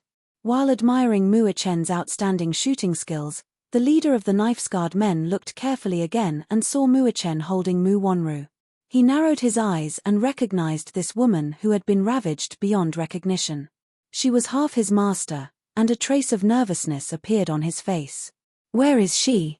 Muichen raised his arrogant chin slightly and signaled to them with a pair of cold eyes. His thin lips opened slightly and a cold voice escaped. Take me to see her. See who? The knife-scarred man was stunned. Perhaps it was hard to imagine such a strange scene in front of him at this moment. A 7-year-old child holding an adult woman in his hands and pointing a gun at her. He was mature and steady, but it was not like a child of this age at all. Muichen was too lazy to talk to them. The muzzle of the gun was pressed against Mu Wonru's temple. Such a threatening action, but Mu Wonru was not happy with it. She was so scared that her legs were trembling. She hurriedly shouted, "Take him to see Yun Shusha. Why aren't you taking him to see her?" The knife-scarred man's eyes revealed a hint of danger, but he had no intention of dodging. What? Are you resisting me? Muichen's eyes were also cold. He was not afraid of His Majesty at all and asked coldly. Mu Wonru was so shocked that she could not form a coherent sentence. She just kept repeating, "Take him to see her. Take him to see her. He really knows how to shoot. Don't underestimate this kid. He really knows how to shoot." The knife-scarred man's expression changed a little. Then, he turned his gaze and gestured. The crowd slowly opened up a path. Muichen, on the other hand, was very vigilant. He coldly swept his gaze over the crowd and coldly said, "Throw away all your spears, sticks, and knives." Everyone immediately threw their weapons aside and kicked them far away. Muichen scanned the area again and sneered. He quickly raised his wrist and pulled the trigger. The bullet whizzed through the air and hit the pistol that the scarred man had carefully hidden. Peng! Sparks flew in all directions from the friction of metal. He threw the pistol on the ground as if it was scalding his hand. There was a bloody mark on his palm. It was grazed by the whistling bullet. This child, how extraordinary! He secretly sighed in his heart, but he never expected that this child not only had good marksmanship, but also extremely sharp observation skills. Do I need to repeat the names of the others? Muichen pointed the gun at another man who looked uneasy. You, in your pants, gun. The man quivered. Then, as if he was throwing away a hot potato, he took out the pistol hidden in his pants pocket and threw it aside. When the others saw this, they also threw away their hidden guns and ammunition far away. Are you satisfied now? The knife-scarred man said fiercely. He seemed to be gnashing his teeth. Chapter 1156. Muichen narrowed his eyes. Only after confirming that there were no more lethal weapons on them did he slowly walk up to them. The tip of his toe hooked the gun that the scarred man had just thrown to the ground and caught it. You, bring me there. The rest of you, get lost. Muichen gave his order again. Everyone looked at each other, but the scarred man sneered. All of you, get lost. Do you hear me? Thus, The rest moved to the side.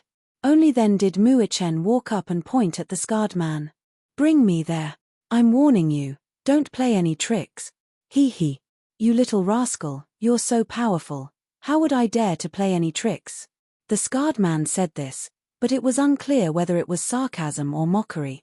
If Yun Tianyu were present at this moment, he would definitely have more considerations. For example, with Mu Lianjue's means and power, why would he only assign this mob to guard an important person? There should be a large group of armed men around.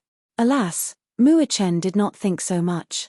He was anxious to see Yun Shusha, so he did not think about why there were only a few ruffians guarding such a huge warehouse. He followed the scarred man inside. The heavy shutter door slowly closed behind them as the three entered the warehouse. Only a small incandescent lamp was lit in the huge warehouse. The whole place was dark, heavy, and airtight. There was only a small skylight for ventilation. In the dim light, the air was filled with dust. Muichen was on his guard again. He held Mu Wanru tightly in his hand as he cautiously surveyed his surroundings. The scarred man led him to a metal cage. Muichen's eyes landed on the woman in the cell as he stopped in his tracks. Yun Shusha was curled up in a corner. Her white dress was stained with mottled bloodstains, which bloomed like a conspicuous and glaring thistle. Some of the bloodstains looked fresh and bright red. Some of the bloodstains were dark. At this moment, her originally jet-black hair hung messily on her shoulders, like seaweed mixed with sand. Her originally fair and flawless face was mixed with blood and salt water, and her wet bangs clung to her cheeks, making her look battered and exhausted. Her hands were chained to the cage, and it was difficult for her to break free. However, her slender arms were so weak and boneless that they seemed to be about to be broken the next moment. Beside the cell stood two soldiers in military uniforms. They were fully armed, and their expressions were cold and stern. They stood upright. Muichen's dark pupils violently when he saw this scene.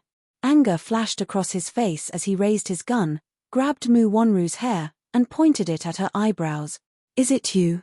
Are you the one who tortured her?" Mu Wanru's face was filled with horror as she hurriedly cried for help. "Don't. Help. Help. Shut up." Muichen shoved the gun muzzle into her mouth and loaded it. "Otherwise, I'll break your mouth." Mu Wanru turned pale with fright.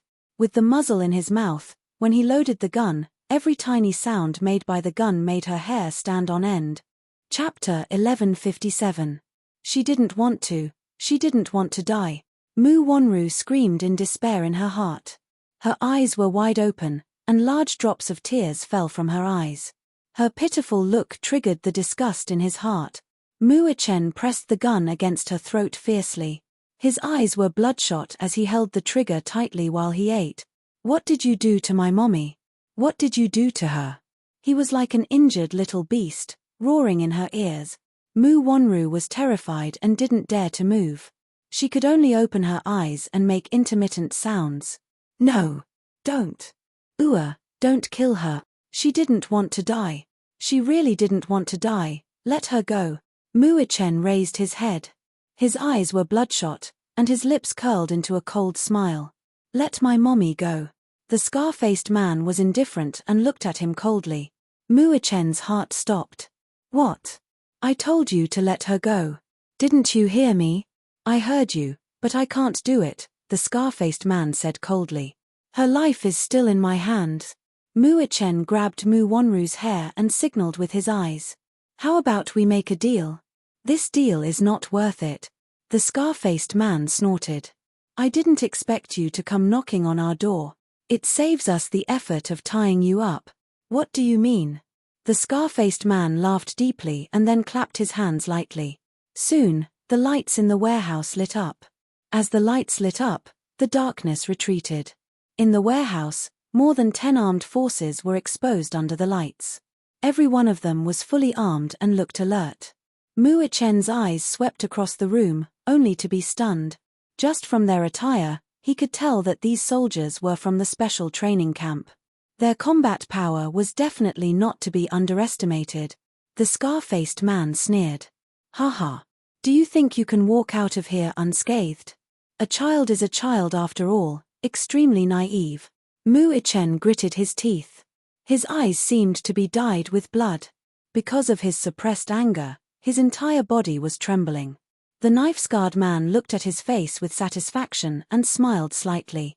His gaze then fell on Mu Wonru and he said bluntly, "As for the woman in your hands, you can kill her or torture her as you wish.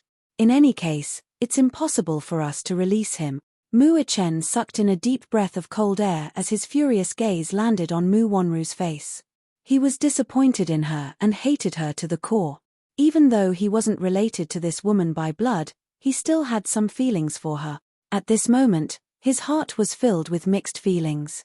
Over the past 7 years, the pain and regret of acknowledging a thief as his mother, coupled with the pain and injuries his mother suffered, made his heart surge with indescribable pain. How hateful! He wished he could shoot her to death.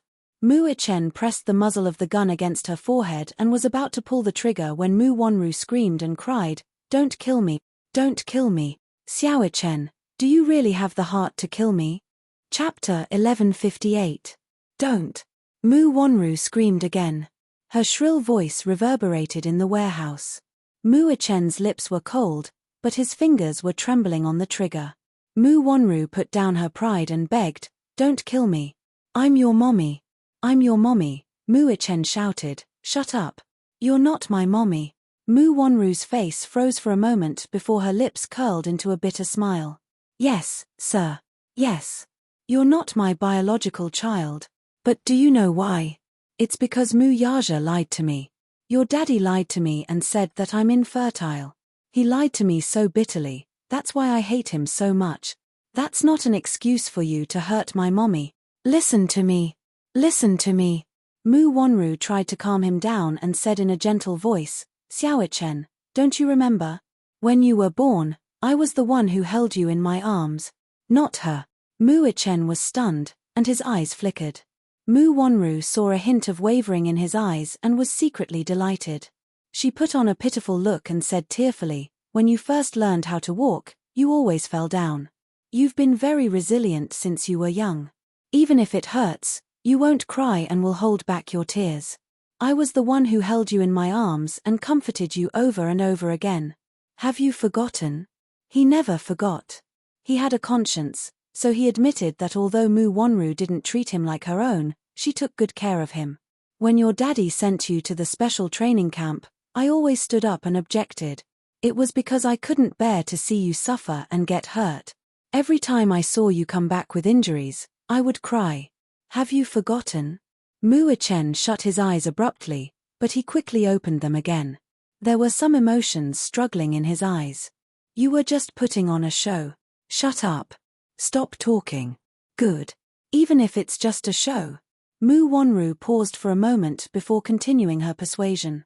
"Even if Mu Lianjue instructed me to kidnap you and force Mu Yaja to give up the Mu Group's shares, I still couldn't bear to do it to you despite having so many opportunities. Was this also a show? In order to protect you, I didn't hesitate to offend. Shut up. Although we aren't related by blood, I really have feelings for you. Don't you? You don't have it. Shut up." Mu Ichen was on the verge of collapse, and his expression was one of struggle. Mu Wonru saw the opportunity and suddenly broke free from his grip. She turned around and ran towards the scarred man in a sorry state. Bang! A gunshot rang out. Mu Ichen subconsciously raised his wrist and fired a shot at her. No matter how Mu Wonru played the family card and begged him to be merciful, he subconsciously realized that if he didn't get rid of her, who knew what kind of harm his mother would suffer if she fell into her hands again, he subconsciously fired a shot at her. However, because he was distracted, he did not aim properly. The bullet whizzed through the air and penetrated her abdomen. Seeing this, Mu Ichen gritted his teeth and raised his hand again. He aimed at the back of her head, wanting to give her another shot. "Stop!" the scar-faced man shouted coldly as he stood in front of Mu Wonru. Chapter 1159. Mu Ichen sneered. He was not at all afraid of the crisis before him. The scar-faced man, however, signaled him with his cold eyes. Mu Ichen looked in the direction he was hinting and saw 2 soldiers walking toward the cell.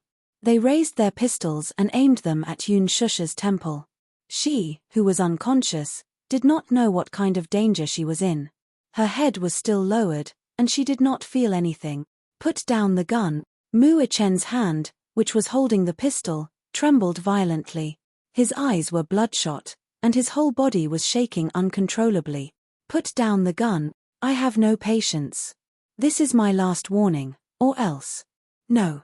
Mu Chen gritted his teeth and slowly threw the gun to the ground. Kick it over here. The scar-faced man threatened again. Kick the gun over here. Mu Chen stretched out his leg and kicked the gun to the side. A soldier behind him strode forward, raised the gun in his hand high, and hit the back of his neck hard. Mu Chen only felt a numbing sensation as if he had been electrocuted. His vision turned black, and he fainted, unconscious. A Bentley slowly drove into the Mu residence. Mu Yaja alighted from the car and was surprised to see the armed forces heavily surrounding the entrance. He frowned and quickly strode into the residence. Young master, you're back. Where's Grandpa? Master, he's upstairs. He hasn't woken up yet. It's already afternoon, why isn't he awake yet?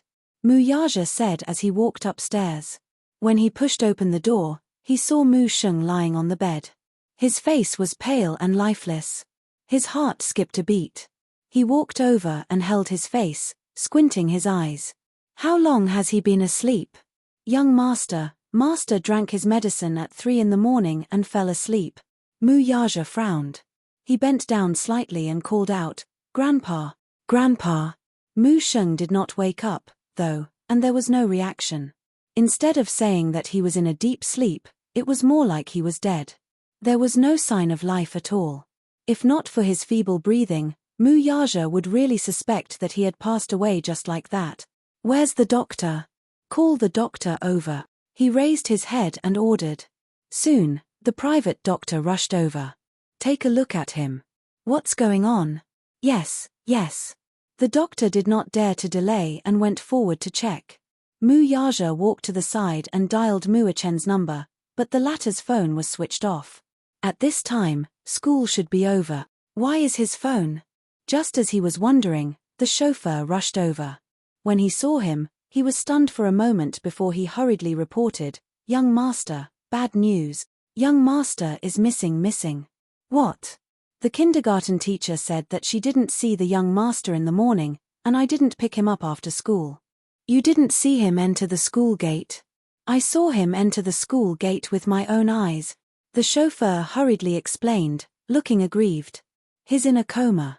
We need to send him to the hospital immediately. Poisoned? Yes. Master's lips are purple, his body is stiff, and his face is ashen. These are typical symptoms of poisoning. We need to send him to the hospital immediately. Mu Yaja frowned from the headache. His voice was terrifyingly cold. Send him to the hospital quickly. Chapter 1160. Mu Yaja's chest heaved up and down as he walked to the door. How did the Mu family fall into chaos in just 2 days of being overseas? D***MN. He had let his guard down. Mu Sheng was hurriedly sent to the hospital. Mu Yaja got into the car and instructed the chauffeur to rush to the company. On the other end, Minute you called. Boss, are you back in the country? Yes, I'll be there soon. Okay. I'll wait for you there, then. His tone was urgent and nervous, but he did not tell him what was going on. In fact, he had just received an anonymous letter. When he opened it, he saw a few shocking photos. He hurriedly called Mu Yaja to report the situation. However, he was afraid that he would get nervous if he heard it. To ensure his boss's safety, he forcibly suppressed his nervousness. At the same time, Yun Tianyu, who was frowning at Laji's headquarters, received a GPS location message from Mu Chen. When Mu Chen sent the location, he also used his watch's voice function to send a 10-second message. Yo, follow the GPS location I sent you and find the place where Mommy is hidden. Once he received the message, he immediately logged into the system. His fingers flew across the keyboard as he entered a series of commands. An interface popped up on the screen. He logged in and searched. The GPS initially had a strong signal, but when he reached the Kengzhuang Bridge, the signal became intermittent and gradually became unclear. Even if he used advanced technology, he could not pinpoint the location clearly. Fortunately, Mu Chen sent him the car plate number in addition to the GPS location. Yun Tianyu investigated the car plate number and simulated a route based on the car's driving record. However, this route was completely cut off when it reached the Kongzhuang Bridge. What's going on? Yo-Yo squinted his eyes. He pulled up the satellite map of that area and entered the coordinates. Unexpectedly, after the Kongzhuang Bridge, the area was barren and uninhabited. There was a farm in this area. Later, because the city government wanted to build an industrial park, the farm was demolished. However, halfway through the construction of the industrial park, the entire city protested. Many citizens jointly submitted a petition to cancel the construction of the industrial park. The ecological environment in Jingju was very bad, and the smog was very bad. If an industrial park was built, wouldn't the pollution be even worse? Due to the protests of the entire city, the project was temporarily put on hold. Later on, the main government withdrew their investment and looked for a new location. Just like that, this area was abandoned. But at the very least, they had locked onto an area and had a clear direction. Yun Tianyu looked at the map outlined with red lines on the screen. This area was at least several 100,000 square meters. They could only find the exact location by doing a carpet search. This was a rather huge project. Director Yun. Li Hanlin knocked on the door and entered. Yun Tianyu raised his head with a frown. What's wrong? He said slowly, the mercenaries sent by the Hurricane Group have arrived in the capital. All right. Take me there. Just as Yun Tianyu stood up, Li Hanlin suddenly said in a low voice, this time, Hurricane Group has sent another person. Who? The chief commander of Hurricane Group, Gong Jie. Chapter 1161. Hurricane Group was a familial arms group. Its three chief commanders, Gong Jie, Ji Yanxi, and Yi Lan, were all legendary figures. Gong Jie, in particular, was one of them. He was the core member of Hurricane Group's top management. He was in charge of the arms market in North America and Europe and was fully in charge of the European market. He was a very decisive person. It was said that Gong Jie was the crown prince of Hurricane Group. His father, Gong Shaoying, was the founder of Hurricane Group. He used to be a smuggler and was now the king of arms who controlled half of the arms market. Gong Jie was only 12 years old when he made his debut. To train him, Gong Shaoying put the North American market under his name. In just 3 years, he had become a formidable figure. Now, he was in his 20s, but with his cold and unique methods, he was already the leader of Hurricane Group. He was also the core member of Hurricane Group's Deva I project. He had a group of super powerful mercenaries under him. Mercenary Paradise, which was under Hurricane Group, was also established by him. He was quite a legendary figure. Yun Tianyu frowned slightly. Was he not in charge of the European market? Why was he here? He could not help feeling puzzled. Seeing his puzzled expression, Li Hanlin raised his brows and smiled. It's probably because the Hurricane Group wants to probe Mr. Yun's background. That's why they sent such a big shot here. Where are they now? Li Hanlin answered in a low voice, Maisel Private Airport. Let's go. His lips curled into a nonchalant smile. I'll go meet this rumored big shot. Maisel Private Airport. When Yun Tianyu and Li Hanlin arrived, an armed transport plane was already parked at the airport. More than 10 mercenaries alighted from the plane. They were tall and burly, and were fully armed. Just as Yun Tianyu stepped out of the car, he heard the sound of a helicopter's propeller cutting through the air above him. He raised his head and saw an armed helicopter slowly hovering in the air a few times before landing steadily on the tarmac. The cabin door opened, and 5 mercenaries walked out one after another. After a while, a young man in a military windbreaker slowly walked out of the plane. Yun Tianyu looked over. In the fierce wind, the young man was wearing a snow-white military windbreaker. His sleeves were fluttering in the wind. His white military suit made him look tall and straight. This person seemed to be very fond of the color white. With a white military cap, a white military jacket, and snow-white military boots, he looked very handsome. The man slowly raised his face, and a handsome face fell into his eyes. Initially, he thought that Gong Jie was of European descent. However, She did not expect him to be an Asian man. She had a head full of neat and tidy silvery hair, and her face was as thin as a knife. Especially the curve of her lower jaw, it was so beautiful that it looked like a fine brushwork. The man had a face that seemed to be exquisitely sculpted. His facial features were exquisite and well-defined, as if they were carved by a knife. His eyebrows were handsome, and his eyes were like cold stars. His eyebrows and eyes were extremely beautiful. His long and narrow eyes revealed a bit of evil and arrogance. His black and white eyes were clear, without any impurities. They were as elegant as an ink painting. Chapter 1162. The man was unexpectedly young. From his facial features alone, one could tell that he was in his early 20s. He had the handsomeness and cleanness of a young man. Even if it was a man, he would probably be deeply impressed by this beauty that had nothing to do with gender. Even though his handsomeness was in between the sexes, with a hint of androgynous feminine beauty, his beauty was destructive. His deep-set and perfect facial features, as well as his elegant bearing, especially his every frown and smile, revealed his extraordinary aristocratic temperament. He even had the demeanor of a king who looked down on all living things. This kingly demeanor could be seen from his appearance. It was as if he was the ruler of the world. It was natural, cold, arrogant, and evil. There was a cynical smile on his lips. It was just an occasional glance, but it revealed a sense of aggressiveness and sharpness. Yun Tianyo's gaze slowly landed on his face, and he was secretly shocked. A hint of surprise surfaced on his face. What surprised him was that this man's features were shockingly similar to Yun Shusha's. His eyes, in particular, were 70% similar. The difference, however, was that Yun Shusha's eyes were beautiful and charming, while his were devilish and wild. His brows furrowed deeply, and he could not help but suspect the man's identity. At the side, Li Hanlin bent his head and whispered in his ear, "Director Yun, this man can't be the rumored Second Master Gong, right?" Second Master Gong. The leader of Hurricane Group, Gong Shaoying, had a total of 4 children. Gong Jie, on the other hand, was ranked second, so everyone respectfully addressed him as Second Master Gong. Yun Tianyu narrowed his eyes and said in a low voice, "I've never seen Gong Jie's real appearance."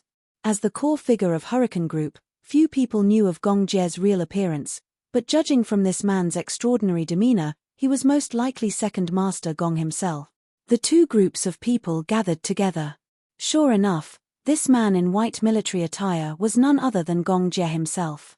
Gong Jie and Yun Tianyu looked at each other. The two of them stood facing each other. Gong Jie sized up the little munchkin in front of him who only reached his waist with interest. For a moment, he couldn't help but find it interesting. Thus, he elegantly squatted down, his beautiful and deep eyes looking deeply at the little munchkin. In the depths of his dark eyes, there was a flash of surprise. He couldn't help but smile as he slowly extended his hand. "I didn't expect the legendary military genius to be only 6 years old." Gong Jie's lips curled into a smile. Yun Tianyu. If he remembered correctly, it should be this name. Recently, Gong Jie had been handling a batch of arms orders in the North American market. However, he received news from the headquarters that the legendary genius youth was going to officially join the Hurricane Group. Therefore, he conveniently came to pay his respects to him. Who exactly was this genius who was rumored to have been invited to participate in the development of the Heavenly Eye project at the age of 6? However, when he saw it with his own eyes, the genius who participated in the Hurricane Group's Heavenly Eye development plan and proposed to monopolize the military by controlling the air power was really only 6 years old. It was really an eye-opener for him. Yun Tianyo's eyes drooped slightly as they fell on Gong Jie's outstretched hand. His fingers were fair and slender, and his fingertips were as beautiful as jade. He slowly reached out his hand and shook it with him. Yo-Yo raised his eyes and smiled elegantly. "I didn't expect the rumored chief commander of Hurricane Group to be so young. However, I have to remind you of something." Chapter 1163. "I've already passed my 7th birthday," Yo-Yo corrected. "So, strictly speaking, I'm already 7 years old." Gong Jie was speechless. This lad, he even knew how to have a dry sense of humor. Yun Tianyu and Gong Jie shook hands and sized each other up at the same time. Gong Jie's gaze was a little judgmental. Yun Tianyu's eyes were probing as well. Looking at his face up close, Yo-Yo was even more shocked. Why did this man look so much like his mommy?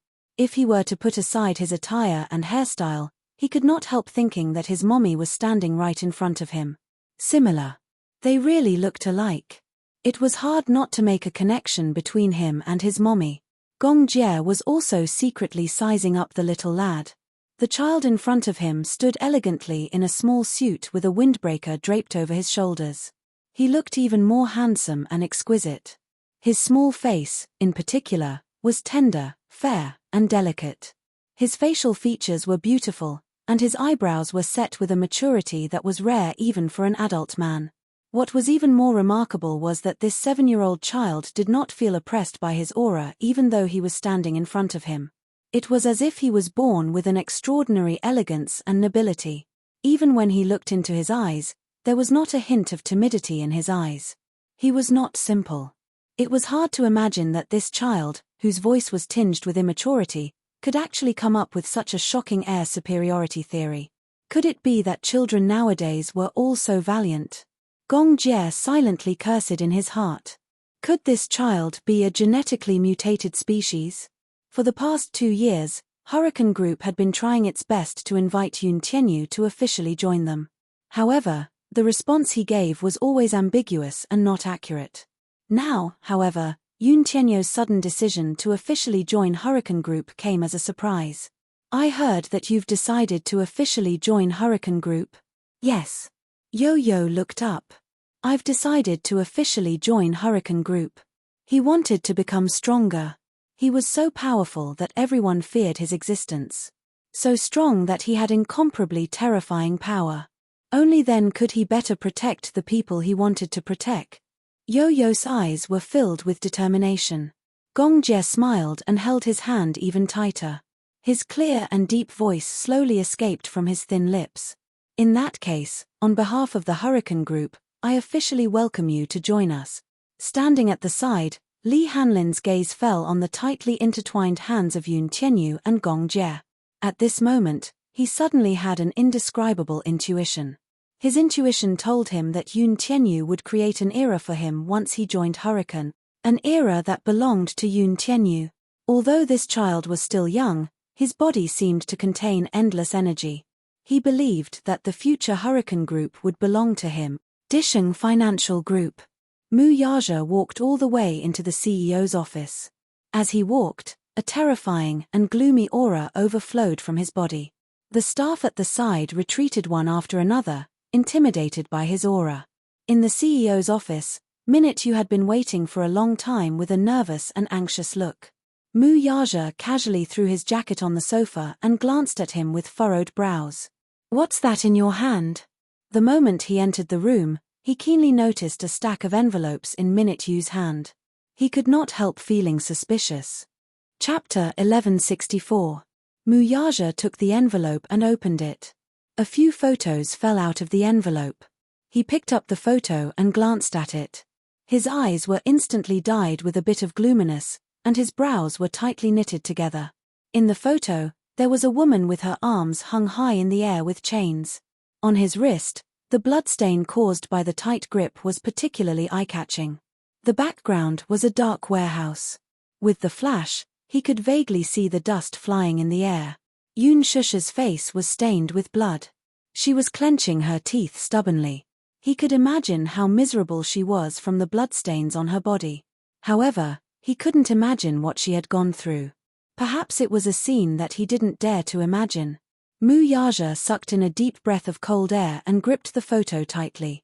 His eyes were as dark as a black fog. When his gaze landed on Yun Shusha's white dress, which was stained with blood, in the photo, his eyes turned even redder. Who sent this photo over? He looked up and stared at Minute coldly. Even Minute, who had always been by his side and was used to his terrifying aura, was shocked by his gaze. Boss, this letter was sent by a courier. Minute paused for a moment and continued, we have the person under control. However, it seems that we can't get any clues from him. Is there nothing else other than this letter? Yes, there's only this letter. There are only a few photos in the letter. Minute-you was stunned. He looked at Mu Yaja's cold face and immediately said in a deep voice, "Boss, please calm down first. Looking at the current situation, it is very likely that this is no ordinary kidnapping." However, Mu Yaja was calmer than he thought. He sat back at his desk and threw the photos on the table with a deep frown. "I know." Minute-you was stunned. However, he slowly said, "This person is targeting me." "Boss, what do you mean by that? I don't quite understand." Mu Yaja frowned and said slowly, "What he wants is with me. Naturally, he must have some important bargaining chips in his hands to get what he wants from me." However, Minute-you was still confused. After thinking about it carefully, he suddenly realized something. "Boss, do you mean that you've already guessed the motive of the mastermind? He's finally made his move." Mu Yaja pursed his lips tightly, his eyes becoming increasingly gloomy. Minute-you frowned and looked at him. Mu Yaja's voice was very deep and low. From his stiff expression and his white knuckles, it was clear that he was trying his best to restrain his anger so that he wouldn't lose his mind. The only reason he sent these photos was to provoke him. Provoking him. Angering him.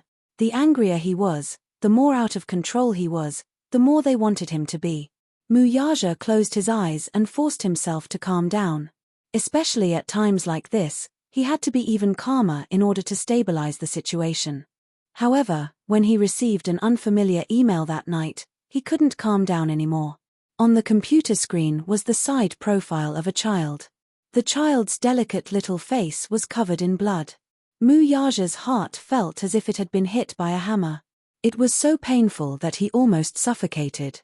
What came over from all directions was endless anger and pity. Chapter 1165. He stared coldly at the photo on the screen and clenched his fists so tightly that his knuckles cracked. His handsome face instantly paled to the point that it was outrageous. He recognized at a glance that the blooded child in the photo was none other than Mu Chen. "Follow this IP address and investigate," Mu Yaja ordered coldly. Upon receiving the order, Minute-you immediately investigated. Mu Yaja looked at the screen again and saw that Mu Chen's hands were tied and his entire body was suspended in midair. The photo only showed his upper body, but even so, one could clearly see the whip marks all over his body. His white shirt was stained red with blood and was tattered. Especially the wound on his abdomen, it was frighteningly deep. It was a bloody mess. It was unknown what kind of whipping he had suffered. His entire body was covered in cuts and bruises. It was a ghastly sight. What kind of cruel torture did he suffer to end up in such a sorry state? Looking at his pink face again, his eyes were half opened. His originally clear and beautiful eyes were covered by his messy forehead hair. However, the gaze that shot out from his eyes was cold and dark, revealing a bloodthirsty chill. Even so, even though he was in a sorry state, it did not affect his elegant and arrogant demeanor. He tried his best to maintain a calm expression, but from his eyes, one could see that he was trying his best to endure. He was enduring the pain all over his body. Even though he was covered in blood, he did not show any signs of weakness or even pain in his eyes. No matter how terrible the torture was, he did not seem to lose his arrogant and elegant demeanor. The corners of his lips curved into a casual smile, but there was a hint of sarcasm on his beautiful face. He was proud and unruly. No one could blaspheme his kingly demeanor. Mu Chen had never suffered like this before. Even when he was in the special training camp, he had never suffered such inhumane torture. Who was so cruel and merciless? Damn it! Mu Yaja slammed his fist on the table, causing the solid wood surface to crack a few times due to his forceful punch. Leji headquarters. Gong Jie sat in the CEO's office, still unable to calm his astonishment. The CEO's office in front of him was full of technology. It was unimaginable that this company was on the verge of bankruptcy a few years ago, with its assets in tatters. When they acquired Leji and put the company under Yun Tianyou's name, they did so with a playful attitude. Firstly, Hurricane Group wanted to see how this genius youngster would perform in front of a company that had lost all prospects and development potential. Secondly, they wanted to train this arrogant lad. However, He had witnessed with his own eyes how Leji Holdings had transformed from a toy company that was on the decline a few years ago to a toy company that could trample Mattel under its feet. It had become a giant in the toy industry. This could no longer be described as ability, but magic. If she had not seen it with her own eyes, it would have been hard to imagine that this little munchkin was hiding such a terrifying demonic power. How did he do it? It was truly unimaginable. There was too much mysterious potential in this child, which made him want to explore it. Chapter 1166. When he was 12 years old, he debuted and took over the North American market from his father.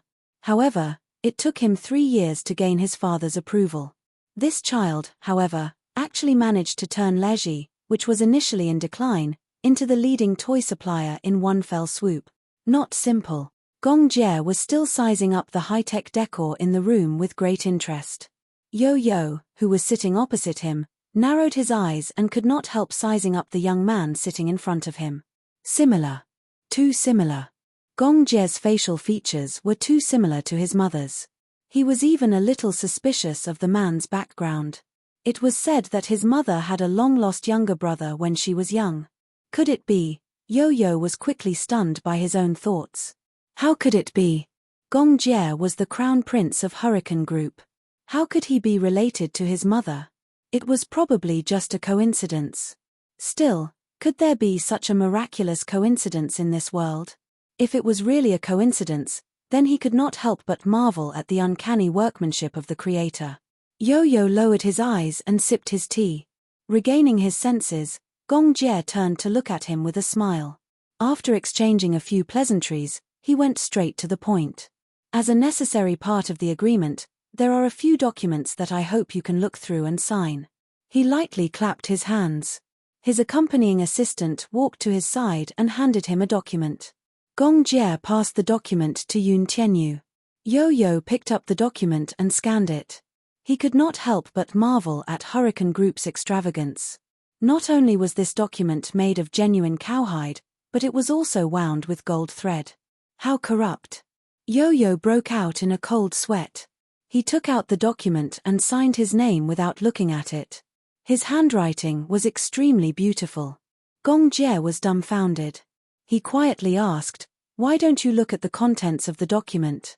Aren't you afraid that this is a slave contract?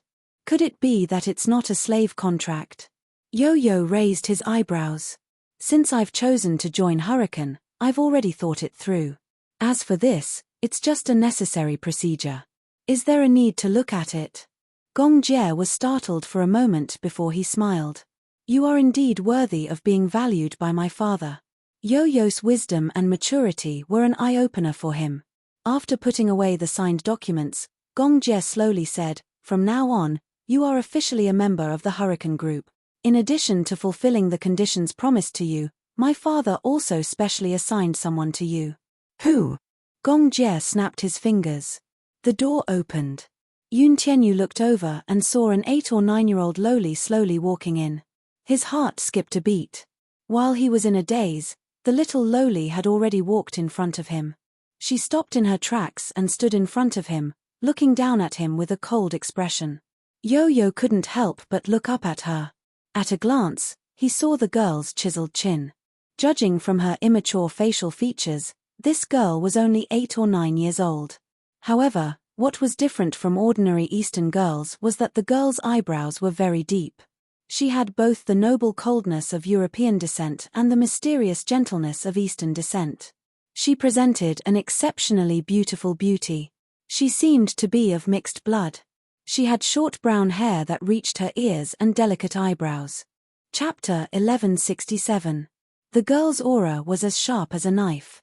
She stood before Yun Tianyu expressionlessly and indifferently like an emotionless puppet. Her eyes were especially cold. Cold and lifeless. She wore a simple tank top, short pants, a pair of black combat boots, a belt around her waist, a dagger, and a pistol. She was fully armed. Her exposed waist was well defined.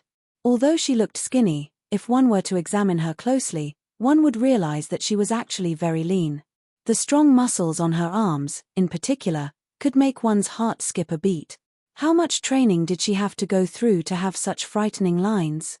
For some reason, Yo-Yo felt that this girl had a special aura. She was like a red spider lily blooming by the yellow spring, beautiful but deadly. He sized her up a few times before his gaze fell on her empty and unfocused eyes. Her pair of eyes were lifeless but filled with murderous intent. Other than that, there was no other emotion. His entire being was like a killing machine that existed only for killing. Gong Jie slowly got up and walked to the girl's side. He gently held her shoulders and introduced her to Yo-Yo. Her name is Lisa. From today onward, she'll be your personal bodyguard. Huh? Yo-Yo's eyes were filled with suspicion. Personal bodyguard? A girl who looked no more than 8 or 9 years old? Gong Jie looked at Yo-Yo, only to see the suspicion on his face. He could not help smiling. Why? Don't underestimate her just because she's young and a little girl. She's not ordinary. Strictly speaking, she's ranked 5th in Mercenary Paradise. 5th? The suspicion in Yo-Yo's eyes became more obvious.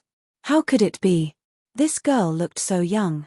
She was actually ranked 5th in Mercenary Paradise.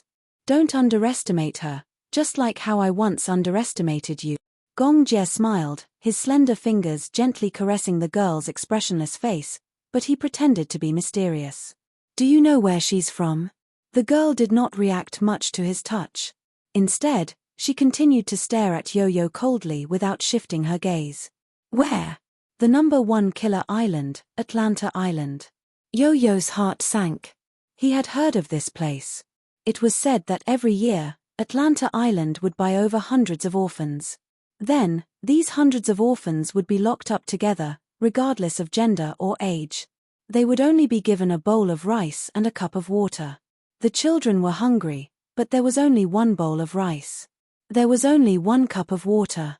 In order to fill their stomachs, in order to survive, children would start to kill each other. Out of the hundreds of children, perhaps only a dozen or so were left alive in the end. These children would then enter the next round of devilish training. The so-called hellish training was nothing like the training Xiao Chen had gone through in the special training camp. To be precise, it was hellish training. The weak would die, and the strong would win. Perhaps in the end, there would only be 1 person who could survive all the tests. And this girl was the one who had passed all the tests and survived to the end. In fact, although her combat ability index was very high, there was still a gap between her and the other mercenaries in the mercenary group. The reason why she was ranked 5th in Mercenary Paradise was that the combat ability ranking was based on the success rate of missions. Chapter 1168. Although Lisa was not the strongest, she was not the strongest. However, she was definitely the best as a loyalist. After all, who would be wary of a little girl? Hence, she rarely failed any of her missions. To be able to fight her way out of 500 children and survive until the end, she definitely had unimaginable willpower and combat power. Gong Jie lowered his eyes and smiled.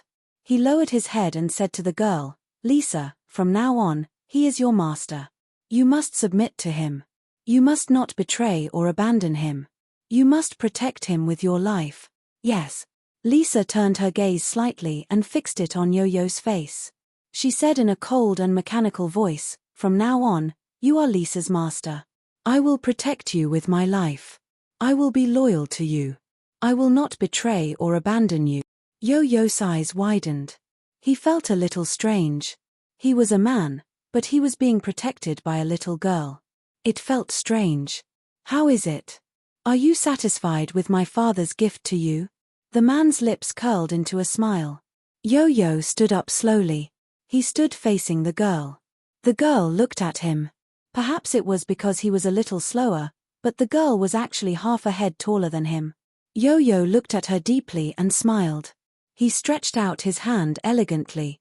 Please take care of me in the future. The girl looked at his outstretched hand expressionlessly. Then, she stretched out her hand mechanically and shook his hand tightly. Yo-Yo's expression changed. The pain from his hand made him frown slightly. This girl's strength was damn strong. Gong Jie saw his expression and was amused. My Xiao Bao, Lisa is so strong. Be careful not to hurt your hand. Lisa, let go. Lisa quickly let go of his hand.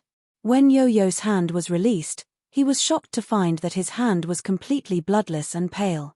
Lisa was an assassin who had undergone hellish training. She grew up amidst slaughter.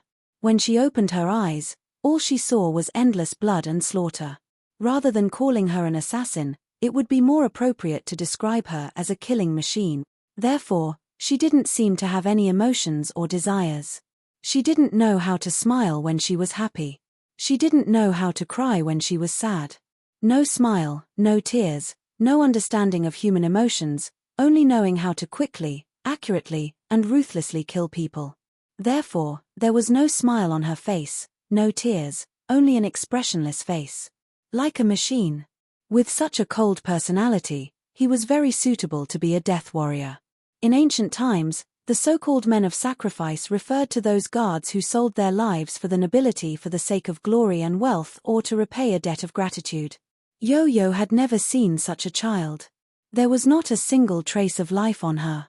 How old is she? Gong Jie raised a brow and pursed his lips. I don't know, either. When she was first sent here, she didn't have a name, and no one knew how old she was. She only had a code name. Lisa was the name I gave her. After a pause, he said, about 8 or 9 years old. Yo-Yo furrowed his brows. Li Hanlin suddenly walked over to his side and said in a low voice, Director Yoon, the technical department has just intercepted an email. Do you want to take a look at it? Okay, send it to my email. Yoon Tianyu walked to his desk and opened his email. The email was quickly sent over. There were 2 photos. In the photos, Muichen was hung up. His body was covered in blood and injuries. It was a ghastly sight, dripping with blood. Yo-Yo held his breath. He recognized the child in the photos as Muichen. What happened? How did he? Chapter 1169. At the thought that Muichen might have met with a mishap, Yo-Yo stood up anxiously, but he forced himself to calm down and slowly sat back down. Gong Jie walked up behind him and caught sight of this as well. He was secretly shocked, but at the same time, he keenly noticed that the child in the photo looked exactly like Yoon Tianyu. Who is this child? My elder brother. Yo-Yo sucked in a cold breath and closed his eyes. You have an elder brother? Gong Jie was a little surprised. He looked at the screen and saw the child with his chin raised. His expression was unruly and arrogant, as if a king had arrived. His pair of cold and deep eyes did not show any fear, uneasiness, or bewilderment that a child of his age should have. Instead, there was a stubbornness that came from his bones. In another photo, the child's lips were curled into an elegant and cynical smile. It was hard to imagine how such a young child could endure such extreme pain. There was not a trace of fear on his face, though. Gong Jie touched the bridge of his nose. Did the kids nowadays have to be so tough? Yoon Tianyu intercepted the IP address used to send the email and logged into the system interface. His fingers skillfully entered a series of complex commands, and a black page appeared. He entered the IP address used to send the email. However, he found that it was a fake IP address that did not exist. D*MNit. How cunning. Yo-Yo pushed the keyboard away and stood up abruptly. He walked to the window in frustration and could not calm himself down for a long time. Li Hanlin suddenly knocked on the door and entered. Director Yoon, we've found the suspicious address. Do we need to send men to pursue it? Yo-Yo turned around abruptly. Immediately. Right now. Little Yo-Yo, do you need me to send my men over? Gong Jie leaned over and asked in a low voice. Yo-Yo pursed his lips. It's great that you're willing to send men over. Don't worry, I'll definitely save your man. Gong Jie smiled devilishly. In the underground warehouse, Muichen was suspended in the air. His arms were tightly cuffed, and he had lost all feeling in them. His eyes were tightly shut as if he had fainted. A few men surrounded him. The leader took the lead and splashed a basin of cold salt water on him. Hiss. A sound was heard. Muichen frowned and slowly opened his eyes. The salt water trickled down her hair and dripped onto her cheeks. It seeped into her wounds and then into her eyes. It was so dazzling that his eyes felt bitter and painful. However, he couldn't use his hands to rub it. He could only forcefully shake off the salt water on his face. Pa-oh, a sound was heard. The man slapped her in the face. What are you doing? You're spilling your blood all over me. So dirty. Muo-chen's face was slapped to the side. At this moment, he no longer had much of a reaction to the pain, because the torture was beyond his endurance. Even the nerves in his body were numb, and he could not feel anything. He slowly opened his eyes. His gaze was like a blade covered in snow, ruthlessly stabbing at the man in front of him. Even though he was in a sorry state, he did not give in to them in the slightest. He did not shed a single tear. An inexplicable dark and cold aura emanated from his body. It even carried an indescribable chill. This chill seeped into one's bones and made one's hair stand on end. Chapter 1170. Muo-chen sneered in disdain. His lips curled into a mocking smile as if he was being sarcastic. Is this all you've got? It's really not enough. There was a hint of disdain in his smile, but more than that, it was arrogance. He looked at them as if he was looking at a few bedbugs struggling in the gutter. The man was furious and slapped him again. Kid, you're so stubborn. Looks like you haven't suffered enough yet. You won't shed a tear until you see the coffin, huh? Xiao-chen's face immediately swelled after the slap. There was blood at the corner of his lips. Wisps of blood flowed out from the corner of his lips. Muo-chen stuck out his tongue coldly and slowly licked the blood at the corner of his lips. He curled his lips in disdain. Suddenly, he used the strength of his arms to lift his leg and kicked the man's face. The man was caught off guard and fell to the ground. It was a pity that Muo-chen's stamina was almost depleted. Furthermore, he was injured all over and did not have much strength left. Otherwise, his kick would have dislocated the man's jaw. Everyone looked at each other in disbelief. How could this kid be so stubborn? He was already at this stage, yet he still wanted to resist. He was very stubborn. Even though he was covered in cuts and bruises, he still did not give up a chance to resist. At first, they wanted to take a few pictures of this kid's terrified face. It would be best if he cried bitterly and made people feel sorry for him. However, they used all kinds of methods, but he did not shed a single tear or beg for mercy. Not to mention showing a vulnerable and fearful expression. Not at all. He was really stubborn. The man got up from the ground and spat out a few broken teeth. He ordered, since he's so dishonest, tie his legs up too. Whip him a few more times. Big brother, we can't hit him anymore, right? If we continue, this kid will die. The man said disapprovingly, what are you afraid of? Didn't you see? This kid still has the strength to kick me.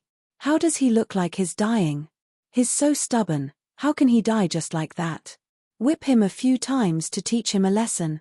No matter how tough his bones are, he's still just a child. Since he's already like this, don't torture him anymore. Let him live. Didn't the higher-ups say that if we killed him, we would be buried with him? This brat is still useful. Only then did the hooting man stop talking. He looked at Muo-chen and chuckled. Why don't you scream a few times or beg for mercy? We'll let you go and stop hitting you. Muo-chen glanced at them coldly and snorted. Chimph, he ignored them. You want me to beg for mercy? Buying a pillow is faster than dreaming. Asking him to submit to this mob was more torturous than asking him to die. He was not afraid of death.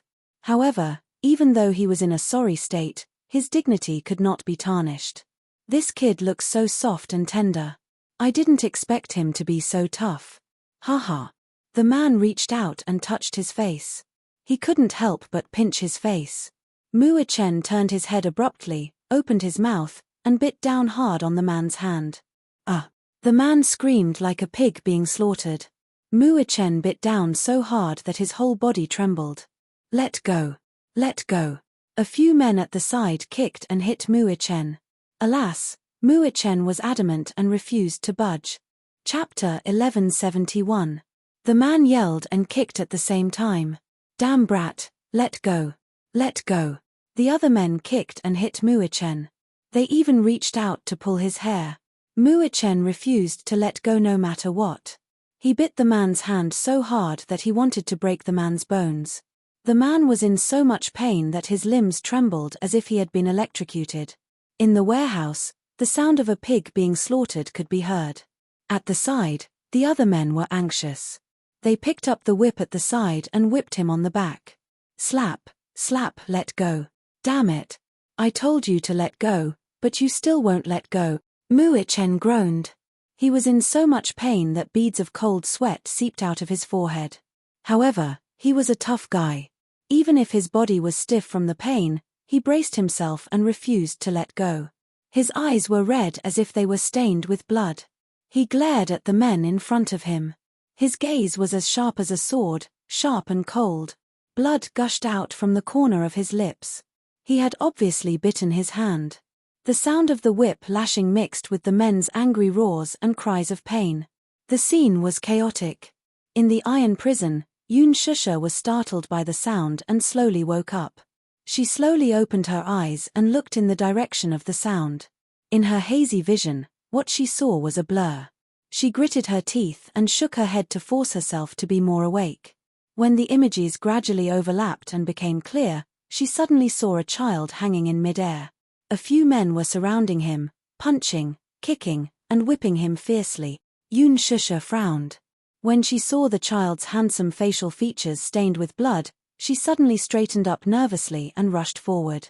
She felt a sharp pain in her wrist. Only then did she realize that she was still trapped in the iron prison. Her hands were chained and she could not move. Xiao-Chen. Yun Shusha recognized him at once. Seeing this scene, her eyes turned red and she screamed in fear, Ichen, Ichen. Why is he here? Why is Xiao-Chen here? Yun Shusha was so anxious that her eyes turned red. She struggled violently and shouted crazily, "Stop fighting! Stop hitting him! Stop fighting! Stop!" Upon hearing this, Mu-Chen was startled. He immediately loosened his grip and turned his head, only to see that Yun Shusha was already awake in the iron prison. Her hands were constantly struggling, and her face was filled with worry and fear. "Mommy," he cried out, but before he could finish his sentence, a whip lashed out at his shoulder. Accompanied by the intense pain of his flesh being torn apart, he let out another muffled groan. Large beads of cold sweat slid down to the corners of his eyes, astringent and itchy. The man who had been bitten by him was finally freed. He fell to the ground and held his bleeding hand. His eyes widened in anger and he cursed. He stood up and grabbed a whip from a person beside him and lashed it at the man fiercely. Mu-Chen let out a muffled groan. His face was tense as he endured the pain. When Yun Shusha saw this scene, her heart seemed to be torn into pieces and dripping with blood. Although the whip did not land on her body, it was more painful than if it landed on her body. "Stop hitting him, stop hitting him. You can hit me, but don't hit him. Stop." Oh, what a strong mother-son relationship. The man laughed softly. His gaze fell on Yun Shusha, seemingly harboring evil intentions. He lit a cigarette, held it in his mouth, and threw the whip on the ground. Pa! A sound was heard. The sound reverberated throughout the warehouse. Chapter 1172. Mu-Chen caught a glimpse of the man's cold gaze. His eyelids flickered, and an ominous feeling rose in his heart. When the man slowly walked toward Yun Shusha, Mu-Chen said angrily, "What are you doing? Since she asked for it, I must let her have a taste of the whip." "Stop." Mu-Chen's face was cold. "You can hit me, but you're not allowed to touch my mommy. Mother and son love each other so much. Haha. Look, you bit me so hard. How am I going to settle this with you? Don't touch her." Mu-Chen's eyes were like torches. The sharpness in his eyes almost pierced through the man. The man was stunned. Even he was deeply shocked by this child's desire to protect his mother. This child was only 7 years old. Was he not afraid of pain? Was he not afraid of death? Was he still trying to be brave in this situation? When Yun Shusha heard this, her heart ached even more. Even when she was tortured, she did not show any weakness on her face. In the end, a trace of grievance appeared on her face as she begged for mercy. "Don't hit him. He's still a child, only 7 years old. If you continue to hit him." She did not dare to imagine. What was the limit of a child's endurance? However, a mother and son were connected. When the whip hit him, it hurt her heart. She would rather bear everything for him than watch her own child suffer. The man smiled sinisterly and walked toward Yunshusha. Mu-Ichen said angrily, "Don't hit my mommy." "Stop." The shutter door at the door slowly opened. The man was stunned. When he came back to his senses, he saw the scar-faced man walking in. He immediately hid the whip behind him and went to greet him. "Boss, why are you here? Didn't I tell you to rest well? We'll be on duty tonight." The scar-faced man glanced at him coldly. "Where is he?" Over there." The scar-faced man looked in the direction the man pointed. He saw Mu-Ichen hanging high in the air, his body covered in blood. It was as if he had been fished out of a pool of blood. It was a terrible sight.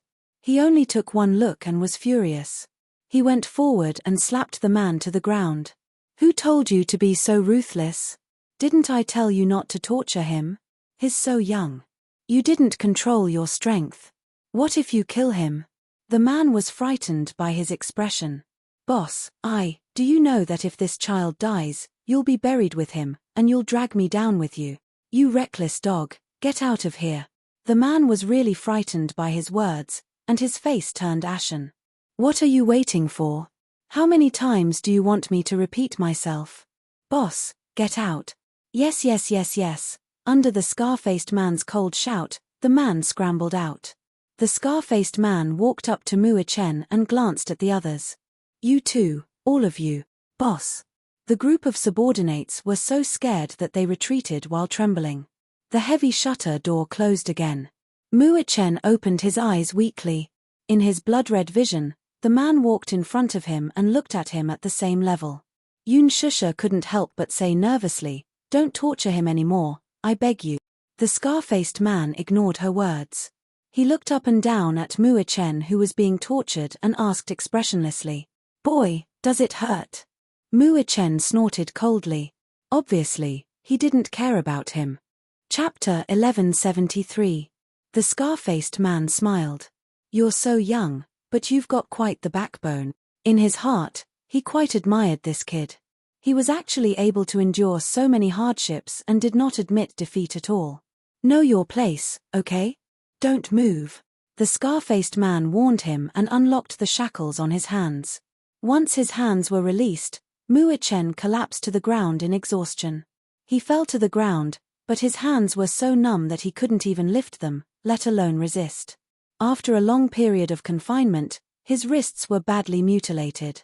The scar-faced man lifted him up, opened the iron cell, and gently threw him in. Yunshusha was stunned. This man didn't seem to be making things difficult for them. "You, shut up. Behave yourself." The scar-faced man walked over and unlocked one of the shackles on Yunshusha's hands. After being released, Yunshusha hurriedly hugged Xiao-Ichen in her arms. She lowered her head to look at his face. Mu-Ichen, who was in her arms, was already on the verge of death. After 4 hours of torture, he didn't even have the strength to hug Yunshusha. He only buried his face slightly in her arms and said softly, "Mommy, Mommy is here, Mommy is here." Mu-Ichen lowered his eyes and murmured sadly, "Ichen couldn't protect Mommy. I'm sorry, Mommy." When Yunshusha heard this, she was so upset that her heart felt like it was being pricked by needles. Her hands trembled as she hugged him tightly. She was so sad that big drops of tears fell on Mu-Ichen's face. Mu-Ichen looked up and tried to reach out to wipe away her tears. He struggled for a while, but his efforts were futile and he could not exert any strength at all. He choked weakly, as if something was stuck in his throat. "Mommy, don't cry, okay?" Her tears fell on his face. The pain was worse than being whipped 100 times. Mu-Ichen's plea made Yunshusha's heart ache even more. Why did he have to apologize to her? She should be the one to blame herself. She should be the one apologizing. She was the one who had implicated him. He had implicated this child and caused her to suffer so many unnecessary disasters. Yunshusha was in so much pain that her heart was about to be torn apart. She hugged Mu-Ichen tightly, and tears kept falling from her eyes. She was heartbroken. Mu-Ichen raised his trembling right hand and gently wrapped it around her waist, but he no longer had the strength to say a single word. The knife-scarred man locked the door and stood at the door. Looking at this scene, there was no change in his expression, but his heart was in turmoil. Anyone whose heart was made of flesh and blood would be moved by this scene. He didn't want to be honest. His heart was throbbing with pain because of this scene. Not for any other reason. It was because as a father, he also had a daughter. This scene undoubtedly pierced his heart. Yoon Shusha lowered her head and saw that Muachen's body was covered in wounds. There was no unscathed skin on his body. There was really no unscathed skin on his body. There wasn't a single spot on his body that was unscathed. Or rather, there were bloodstains all over his body. It was impossible to see how many wounds there were. Muachen's face was already soaked in cold sweat. His eyes were stained with blood and sweat. It was a ghastly sight. Yoon Shusha's lips trembled. Every time she saw a wound, she felt her heart ache so much that she almost suffocated. Do you have medicine for wounds? Chapter 1174. The scar-faced man didn't say anything and turned to leave. She felt a wave of despair, as if she was in an ice cellar. That's right. In their eyes, she was now a criminal, a prisoner. Why should they fulfill her request? Yoon Shusha bit her lip hard. However, not long after, the scar-faced man walked over and threw a bottle of medicine and a roll of brand new gauze on her body. That's all. Apply some medicine for him. More or less, it was because there was still a trace of conscience in his heart that he couldn't just sit back and watch. Yoon Shusha had mixed feelings. No matter how this man treated them, at this moment, her impression of him seemed to have changed slightly. If it wasn't for him just now, she didn't know how those people would have tortured Xiao Chen. However, Yoon Shusha didn't say anything. She quickly took the medicine and applied it on Muachen. Perhaps it was because she only had one hand, but her movements were inevitably clumsy. The scar-faced man finally couldn't stand it anymore. He opened the door and walked in again to take the medicine from her hand. Let me do it. As he spoke, he started to work. He was very familiar with the process. They were in the underworld, so naturally, they often got injured. After a while, he finished treating the wounds on Muachen's body. Perhaps he was too tired. Muachen fell into a deep sleep in Yoon Shusha's arms. Yoon Shusha hugged him and caressed his cheeks with heartache. She maintained a tight hug and didn't move an inch. Hugging him gave her peace of mind. It was the same for Muachen. Snuggling in his mommy's arms gave him the greatest peace of mind. However, what Yoon Shusha didn't know was that Muachen had suffered so many injuries because he had provoked those people. At first, when he woke up from his coma, those men were surrounding the unconscious Yoon Shusha and rubbing their palms together. It was obvious that they couldn't suppress the restlessness in their hearts and wanted to do something bad to her. Muachen didn't know what they were trying to do, but he didn't want to see those people's dirty hands touch his mommy. Therefore, in his anxiety, he shouted loudly to stop them. He shouted at the top of his lungs, but those men acted as if they didn't hear him and started to touch Yoon Shusha. Seeing this, Muachen was so anxious that his blood rushed to his heart. He disregarded everything to humiliate and provoke them.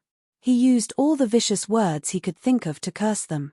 He had received a good upbringing from a young age. He had always been an elegant gentleman. However, this was the first time he had used the most vicious words to insult someone. It was all for the sake of protecting mommy and not letting their dirty hands touch her. In the end, he managed to infuriate them. They beat and kicked him in a frenzy, handcuffed him, hung him up, whipped him, and subjected him to all sorts of horrible tortures. There was even a lunatic who stuck a needle between his fingers. But he endured all of it. Even if he was in excruciating pain, to the extent that he fainted, he didn't beg for mercy at all. That was because he was so stubborn and strong in his bones. How could he tolerate himself lowering his head to these motley crew? He even tolerated himself begging for mercy in a submissive manner. He secretly regretted that when he faced Mu Wonru, because of a moment of soft-heartedness, he cared about their past relationship and didn't kill her. In fact, he didn't have a strong sense of kinship towards Mu Wonru. However, Mu Wonru did treat him well. Chapter 1175. It was impossible to say that he had no feelings for her at all. It was just that at such a young age, he had seen such a bloody truth. Muachen's heart was also in pain and he found it hard to accept. He could not believe that Mu Wonru, who usually looked gentle, was actually one of the masterminds behind this incident. He also did not expect that she would be able to harm his great-grandfather. How much did his great-grandfather dote on her? He treated her like a treasure in his heart, afraid that she would fall in his hands and melt in his mouth. She actually poisoned his medicine bowl? How cruel was her heart! In his innocent world, he had never thought that a person's heart could be so vicious. What made him even more regretful was that all these years, he had actually acknowledged the thief as his mother. For a moment, he could not forgive himself. He also felt a lot of guilt towards Yunshusha in his heart. The scar-faced man brought a bowl of plain porridge and handed it to the iron cell. "Feed him," he said, but there was no expression on his face. Yunshusha looked at him warily. Finally, her gaze fell on the bowl of porridge again, and her eyes were full of suspicion. The scar-faced man seemed to have seen through her suspicion and said coldly, "Don't worry. It's not poisoned." "Why?" Yunshusha frowned and became even more suspicious. The friendliness displayed by this scarred man made her feel a little wary. The scar-faced man snorted coldly but did not say anything. This bowl of porridge was cooked by his subordinate and given to him. He did not drink it himself and gave it to Yunshusha. He sat down on the chair again, lit a cigarette, and smoked it. After a while, he said, "Feed him. Otherwise, it's going to turn cold." Yunshusha pursed her lips, took the bowl of porridge with one hand, and ate a mouthful first. After waiting for a while, when she did not feel any discomfort, she scooped a mouthful, helped Muichen up with difficulty, and fed him a mouthful. Muichen was half-conscious and did not even have the strength to open his mouth. Yunshusha swallowed a mouthful of porridge and slowly placed it beside his lips, passing the porridge into his mouth. Gulp! A mouthful of warm porridge slid down his throat, and only then did he feel his body warm up slightly. "Mommy!" Muichen's throat moved as he called out in an obscure voice. "Yes. Mommy is here. Xiaoichen, Mommy will feed you porridge, okay?" Muichen struggled to open his eyes wider. "Mommy, do your wounds still hurt?" he asked anxiously and impatiently. Yunshusha shook her head and suppressed her uneasiness and sadness. "Ichen, be good. Mommy doesn't feel pain. Mommy doesn't feel pain. Mommy, I'm a little cold." The loss of blood caused his body temperature to drop. Her heart immediately ached for him and she hugged him even tighter. "Are you still cold?" It's a little cold." Xiaoichen was trembling in her arms. The basement was cold and damp. Coupled with the fact that he had lost a lot of blood, his hands and feet started to turn cold. Yunshusha was so anxious that she did not know what to do. The scar-faced man pursed his lips and suddenly threw the cigarette on the ground. He stepped on it fiercely, walked forward, and threw his jacket into the basement. Yunshusha immediately took it and covered him with it. The jacket was very thick. It was a long trench coat. After Yunshusha wrapped the trench coat around him, Muichen's expression softened a little. Thus, Yunshusha continued to feed him a bowl of porridge. Muichen obediently finished the entire bowl of porridge, and only then did his body temperature recover a little. Chapter 1176. Yun Tianyo's men sent a reply, saying that they had failed to find anything. Before this, Yun Tianyu had used some dark technology to simulate a satellite map based on Xiaochen's location information and narrow down the search area.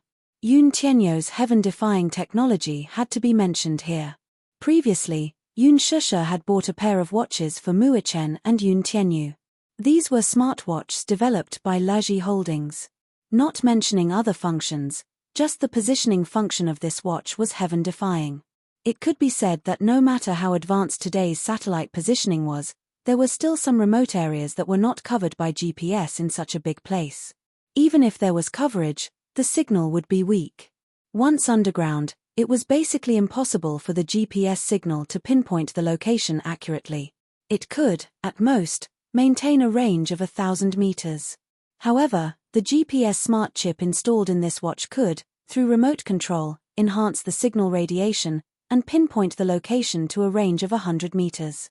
A range of 100 meters was a heaven-defying data that would leave one speechless. Laji Holdings was probably the only company in the world that had this technology. Yun Tianyu used remote control to enhance Mu Chen's weak GPS signal and pinpoint it to a range of 100 meters. He then sent people to follow him. In the end, they found the signal point on a deserted mountain road. It was a blood-stained watch. The men he sent out returned with the watch and handed it to him.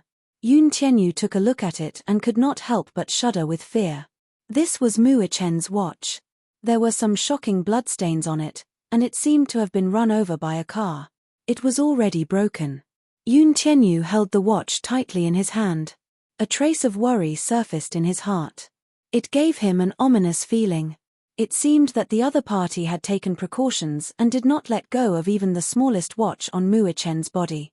Perhaps, they realized that this watch had a GPS function, so they threw it away to prevent it from being tracked. It seemed that this group of people was very cautious. This time, the last bit of information was like a stone sinking into the sea. Gong Jie sat in front of the sofa and looked at Yun Tianyu, who was holding the watch tightly in his hand, in deep thought. The trail is broken? Yes. Yun Tianyu placed the watch on the table, calmed himself down, and slowly said, "What I can confirm is that they're still alive." "Oh. How can you be so sure?" "I'm guessing that they kidnapped mommy and brother for a reason." The mastermind behind the scenes had yet to surface, and there was no movement. They were biding their time and only sent these photos, probably to intimidate them, or perhaps, it's to anger Daddy.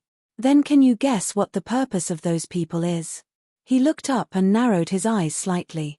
"I'm guessing, it was to threaten Daddy. Daddy must have something very important in his hands." Yun Tianyu expressionlessly replied, "Right now, the only way to stabilize the situation is to stay calm." Gong Jie was secretly shocked. She was shocked by his calmness and calmness. It was obvious that when Yo-Yo saw the photo, he was furious and anxious. However, he quickly calmed himself down. Chapter 1177. Yun Tianyu pondered for a while before finally picking up his phone.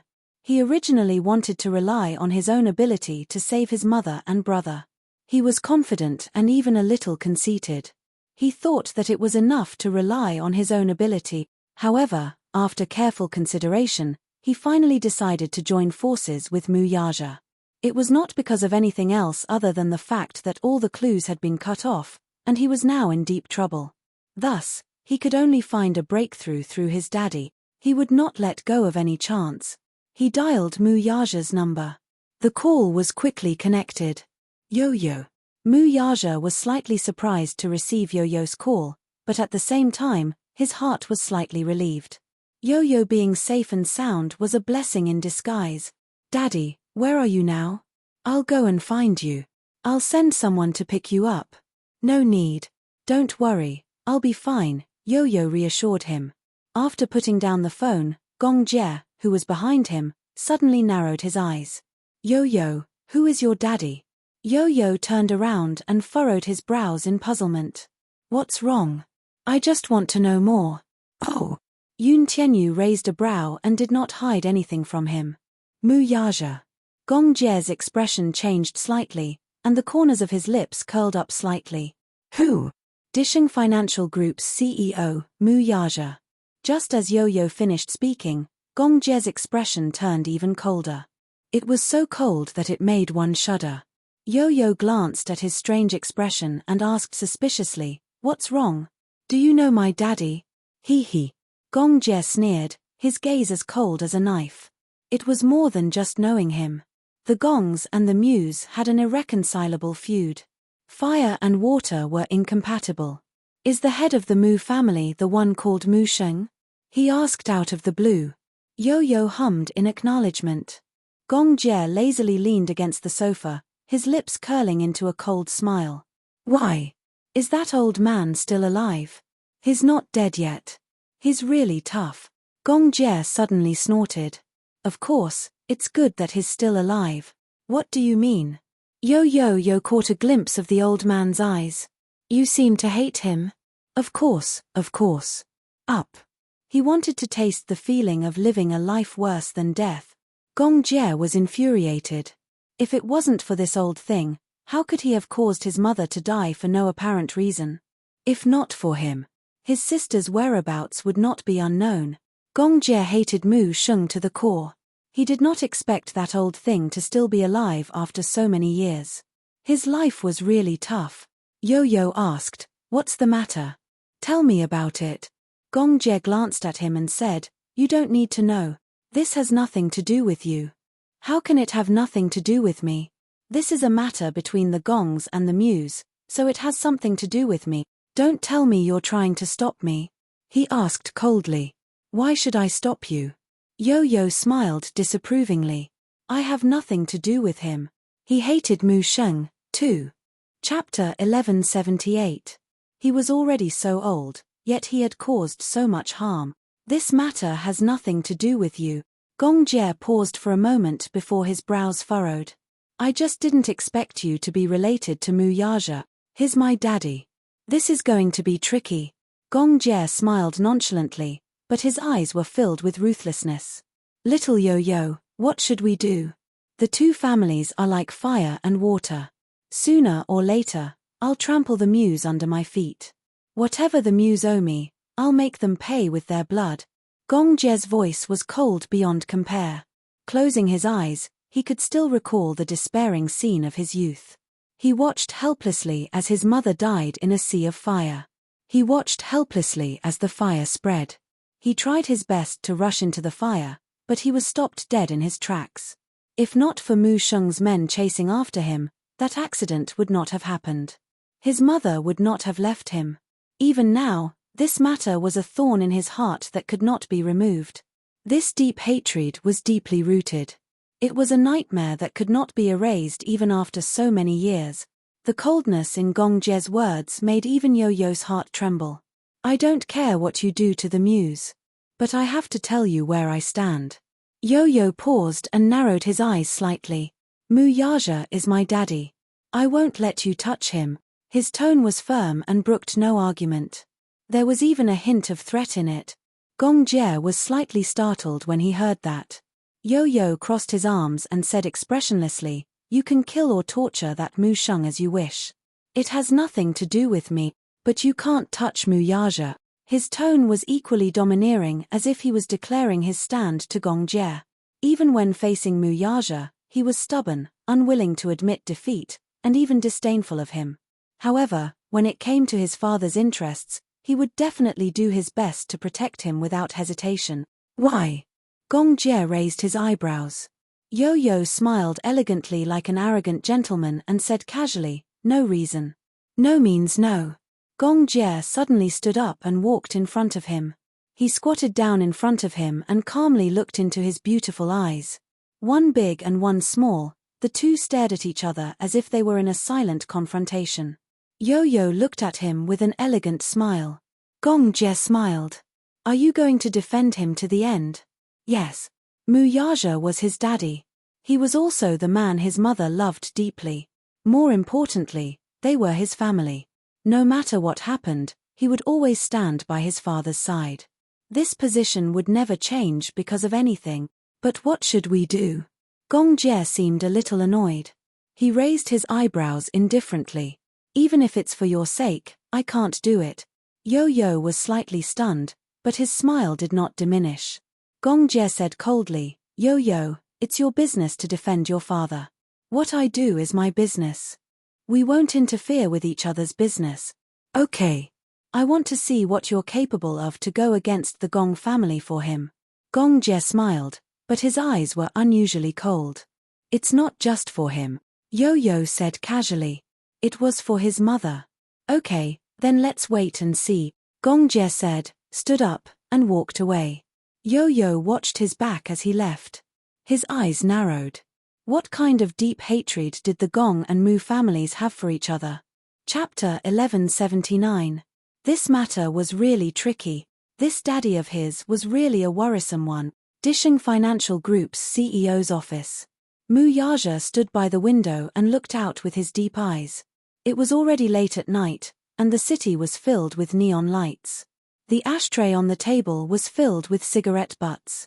He was not addicted to smoking, but today, he smoked a whole pack of cigarettes like a madman. It was as if this was the only way to calm him down. He was waiting. He was waiting patiently. The more his father provoked him and drove him crazy, the calmer he had to be. In this aspect, the father and son were very similar. They both knew that the only way to deal with the current situation was to be calm. Yoon Tianyu soon arrived at Disheng. He knocked on the door to the CEO's office. After instructing Lisa to guard the door, he walked in and saw Mu Yaja standing expressionlessly by the window. He turned around when he heard the commotion. His cold gaze softened slightly when he saw him. "Daddy." Yo-Yo greeted him with an obedient smile. Mu Yaja walked over and picked up the boy, hugging him tightly in his arms. "Good boy." It was good that he was fine. Mu Yaja did not say a word and only hugged him tightly. However, Yo-Yo, who was leaning into his embrace, could clearly feel how fierce his father's hug was. He used so much strength that it hurt him a little. However, this time, Yo-Yo did not push him away. His small hands slowly wrapped around his shoulders and gently stroked his silky hair. He understood his daddy's state of mind.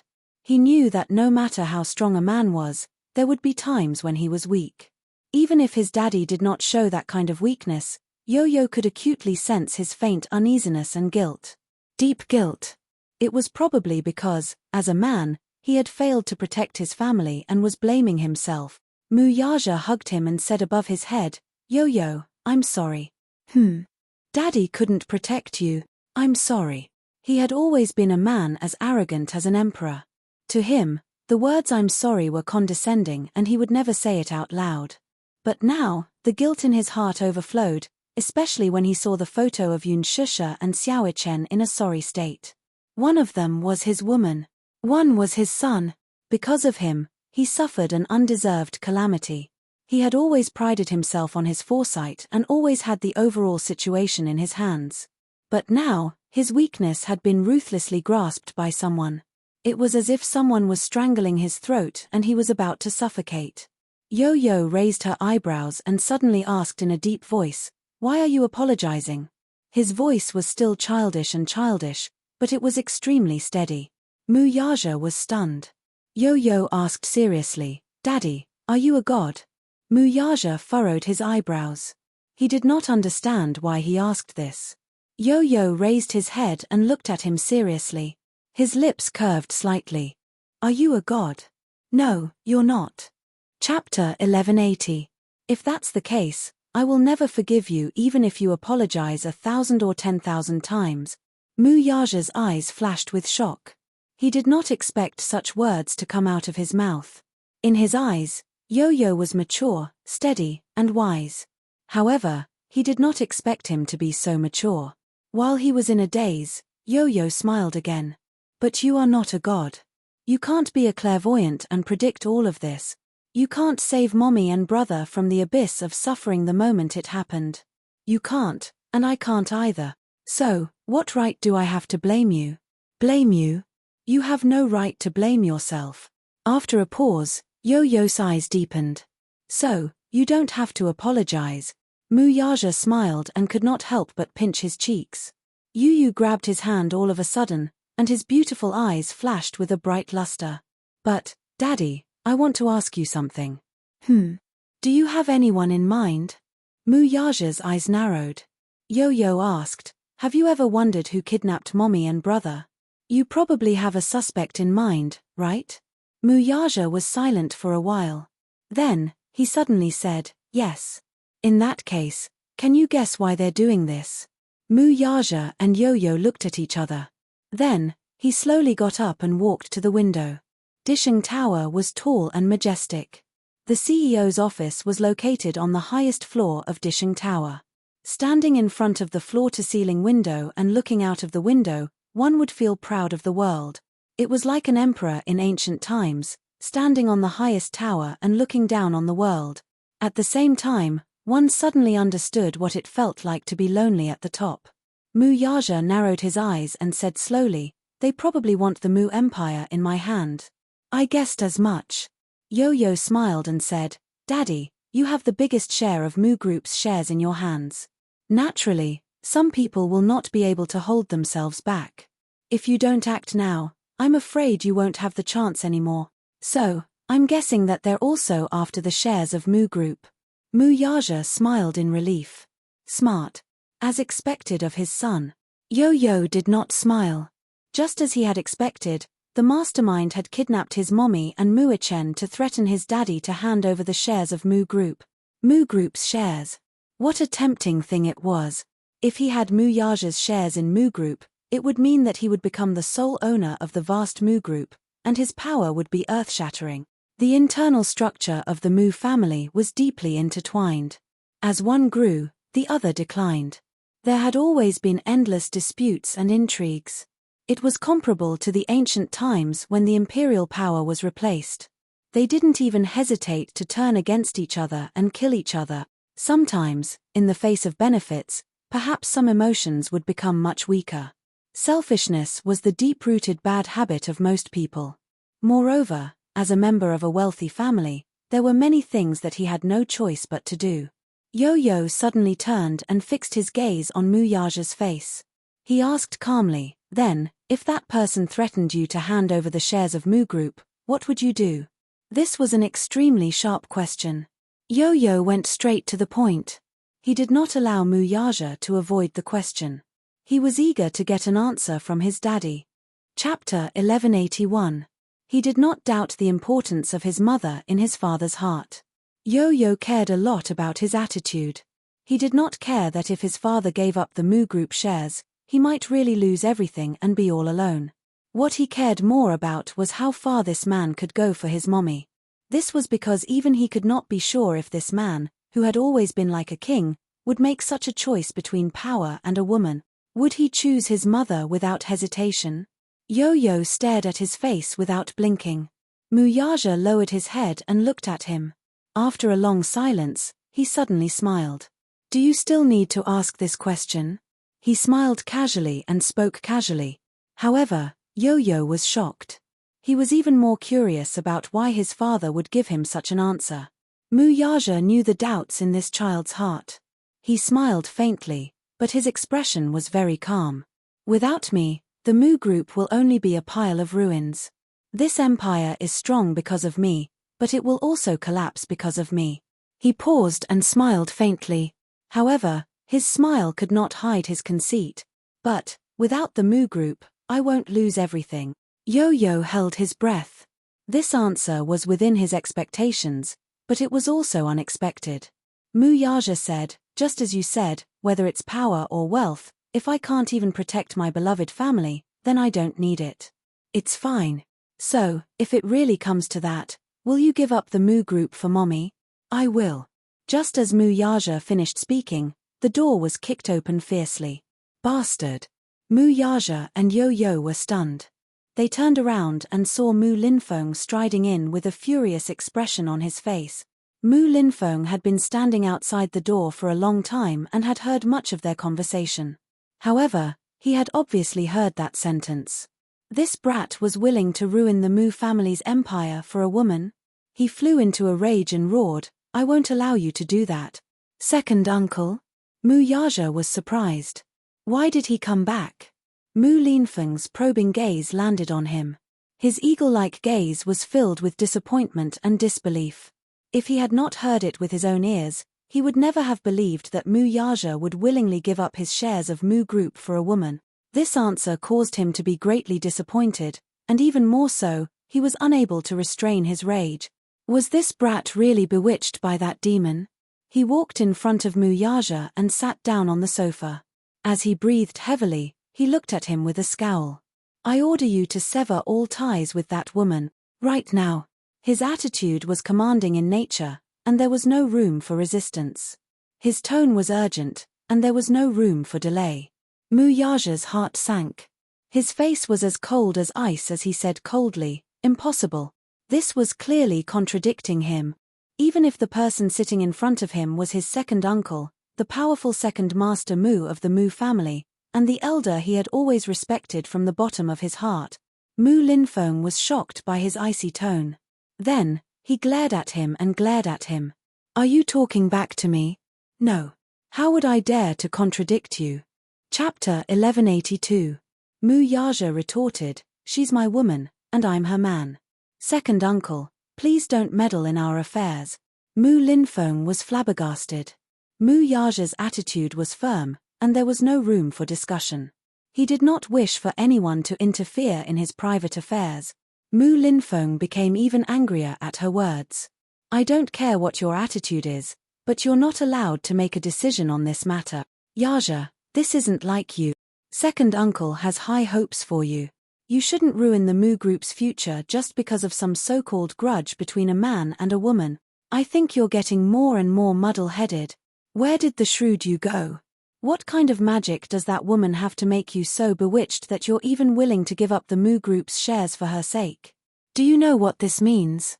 It means that all our hard work over the years has gone down the drain and we've given it to someone else. I single-handedly made you the successor of the Mu family and handed over the Mu group to you. I didn't let you mess around like this.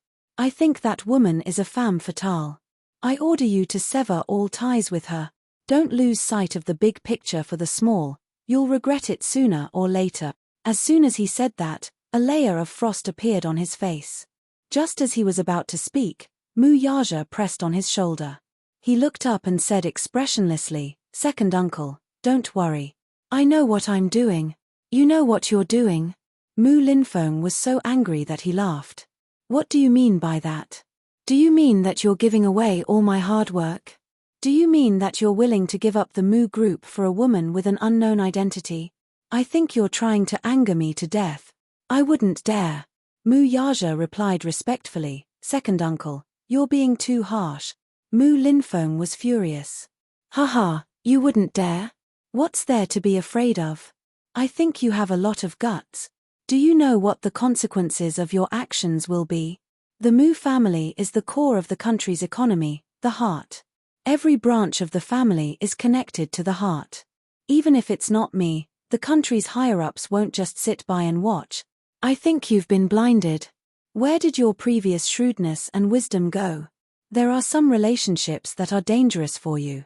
You have to be decisive. Don't be indecisive. With me here, I won't allow you to mess around. Mu Yaja's face suddenly turned cold. Mu Linfeng caught his icy expression. Mu Linfeng was even angrier when he saw this. Why are you giving me such a look? I don't mean anything else. Mu Yaja said coldly, Second uncle, once upon a time, I thought the same as you. In my eyes, love and hatred were like child's play. In the past, he was indifferent to relationships. He didn't believe that there was such a thing as true love that could disregard power and wealth in this world.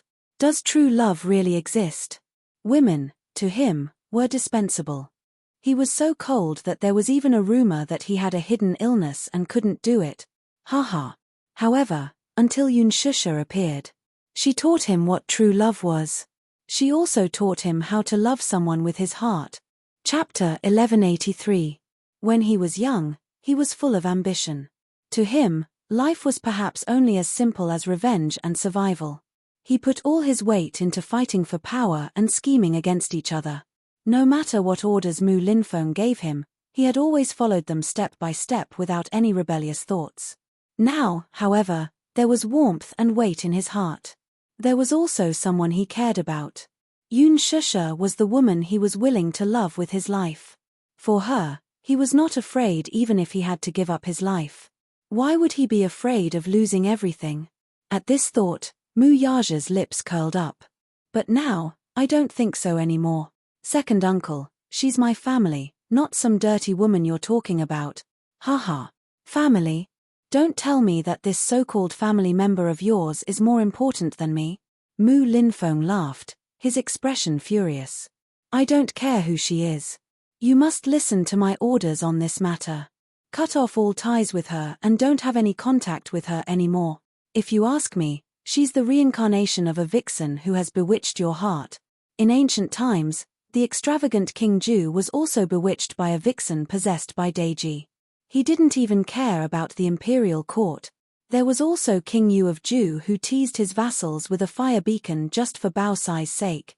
Since ancient times, this woman has been a dangerous thing.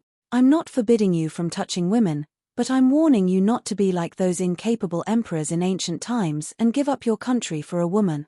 You've always been shrewd and principled. What you've said today has really disappointed me. These words were a little too harsh. Mu Yaja pursed his lips tightly. His handsome face tensed up and a trace of anger appeared on his face. If the person sitting in front of him was not an elder who had promoted him single-handedly and whom he respected, he would have flipped the table in anger and told him to scram. Second uncle, I hope you know that Yun Shusha isn't that kind of woman. Mu Linfeng snorted and said stubbornly, I think she's that kind of woman. She's a femme fatale. She's a scourge and a ticking time bomb if she stays by your side. I've miscalculated. I should have gotten rid of her the day I found out about her. In fact, she did have the ability to harm people. You must know that in the past, you knew how to consider the big picture. You would never lose your sense of propriety because of a woman. Mu Linfeng's expression was dignified and his eyes were cold. Yu Yu was enraged when he heard that. If it wasn't for Mu Yaja, he would have slammed the table with this stubborn old man. How dare he say that his mommy is a femme fatale and the reincarnation of a demon? Since when did a person's beauty become a sin? Yo-Yo was still angry, but he didn't say anything. Since Daddy had stopped him, he must have his reasons. He didn't say anything because he respected his daddy's decision. Mu Yaja's face turned even colder. He had to admit that whenever it involved Yun Shusha, he would always lose his sense of propriety. Because, in his heart, she was special. He suddenly said coldly, ability also means that you need to take responsibility. That's the responsibility and principle that a man should have. If I have to sacrifice the person I love just to consider the big picture, then I don't want this country. So be it. Yo-Yo was stunned. He applauded his daddy's words in his heart. That's right. That's what he should say. Chapter 1184. If he had to sacrifice his beloved for the sake of power and wealth, that was simply ridiculous. Mu Linfeng was completely enraged. He slammed the table and stood up. How dare you? Take back what you just said. No. Mu Linfeng was even more exasperated. He frowned and spat coldly. I think you've really lost your mind. Bastard, you're simply a bastard. Are you out of your mind? Second uncle is so disappointed in you. Mu Yaja looked up and met his gaze expressionlessly. Haha. I'm sorry to disappoint second uncle. However, I'm also very disappointed in you. Mu Linfeng's face turned pale with anger. His facial muscles twitched from excessive anger. The cold glint in his eyes was like a sharp sword that could not wait to pierce through him. Remember this. Now that things have come to this, the Mu group isn't just your blood and sweat. At the same time, it's my blood and sweat. Second uncle will never allow you to trample on my blood and sweat like this. With that, he turned around abruptly and slammed the door as he left. Bang! The sound was earth-shattering. The huge office seemed to be shaking. Mu Yaja slowly shut his eyes and sucked in a deep breath of cold air. Yo-Yo suddenly hooked his arm around his shoulder. Daddy, good job. But don't worry, even if you don't have the Mu group, you still have me, Mommy, and Xiao Chen. We're a family, and we'll go through thick and thin together. Mu Yaja scratched the bridge of his nose, but his expression was grave. That's not what I'm worried about. Then what is it? Have you ever thought that even if I hand over the Mu group, will that person really hand over the person? The smile on Yo-Yo's face faded, and his eyes turned cold. That person? That means you already have a suspect. I think I know who he is. This person was probably the big fish that he had been waiting for all this time. The real culprit behind his mother's death. Haha.